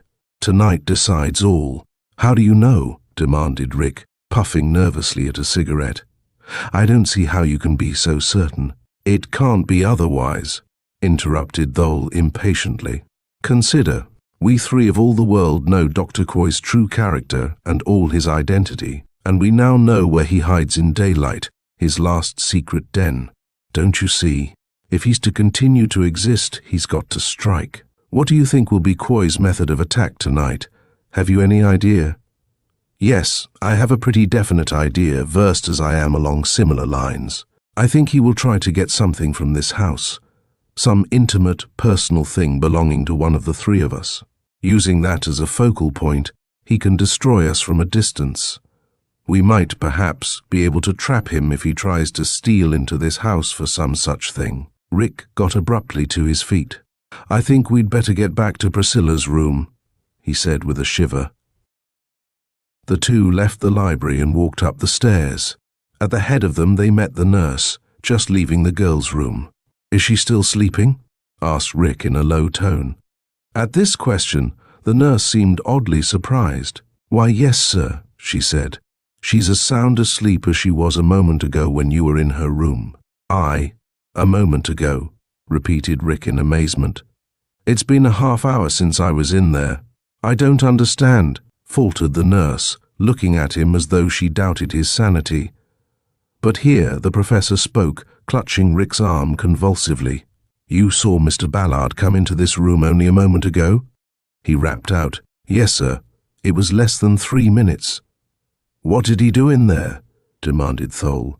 He tiptoed to Miss Rand's side and snipped off a lock of her hair. "I thought it was such a sweet little touch of sentiment." In utter dismay, Rick and Thole faced each other. Thole! And he's gone, and has accomplished his purpose, while I sat stupidly inactive within 40 feet of him. May heaven protect us now.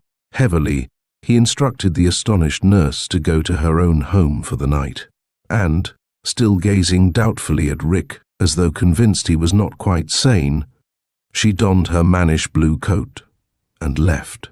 "There's nothing more she can do here," said the professor dully to Rick. "Why endanger her life needlessly? You think some general catastrophe may come now, something that would destroy the house and everybody in it?" Professor Thole shrugged. "Who can tell? With that fatal lock of hair in his possession, Doctor Quoy can do many things. Which he will attempt, I have no way of divining, but they were soon to know." Slowly the minutes passed, while the two men sat in Priscilla's room and waited for the final thrust of the evil genius, Quoy. Rigid they sat, as condemned men sit in their hopeless cells, keyed up to the breaking point, while the girl breathed deeply and regularly, still locked in heavy sleep. The room was dimly lit by a single light bulb. Rick had moved to snap on the overhead lights, but the professor had stopped him with a gesture. Why wake her with a glare of light to go through these last few moments of suspense, he had whispered. Let her sleep as long as she can, poor girl. So they sat and watched her, listening to her deep, regular breathing. Rick's quick ears were the first to catch a slight difference in that rhythmic breathing. His eyes were the first to see the alarming change that came over her face, and to discover the dreadful reason for it. Priscilla's lips parted, and she moved a little in her sleep. Her breathing had changed tempo. It became quicker, uneven, with a harsh, stertorous sound, and her face, pale and worn, was suddenly suffused with crimson. After that, the delicate skin became oddly mottled, and her throat— "Professor!"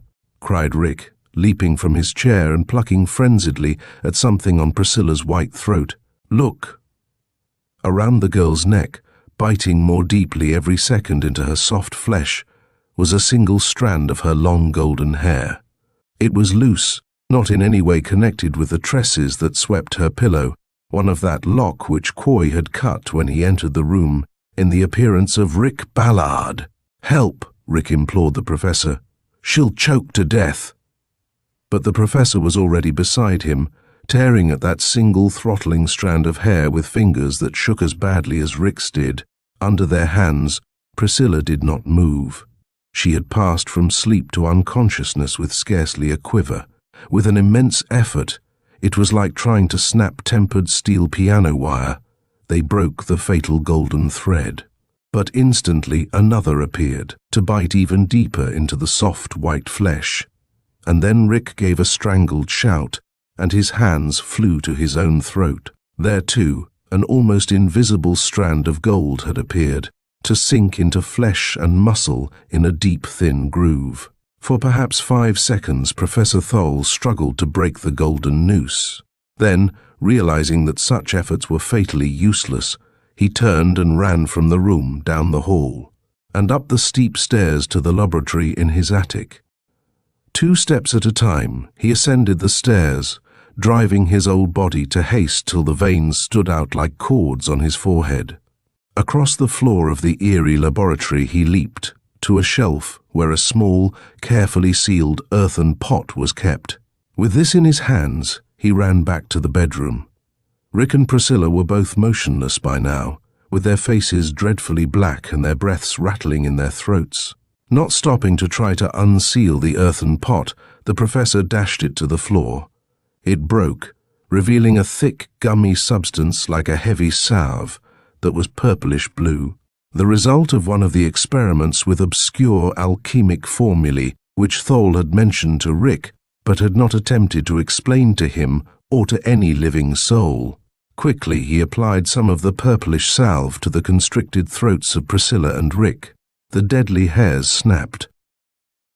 Once again Doctor Quoy had been beaten, by a pitifully small margin, it is true, but still beaten.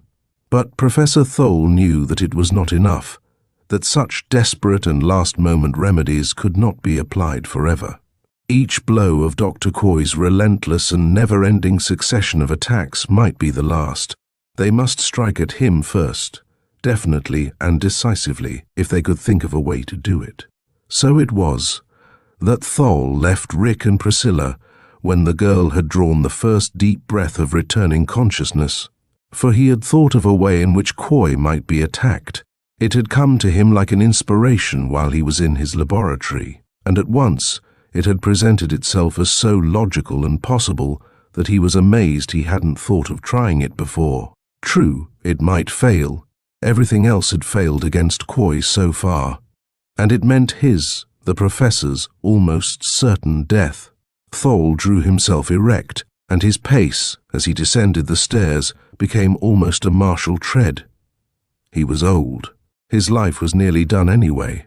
What if he did sacrifice the few years remaining to him, faced with a chance, no matter how remote, of destroying at last the dread power for which he was indirectly responsible? He did not hesitate.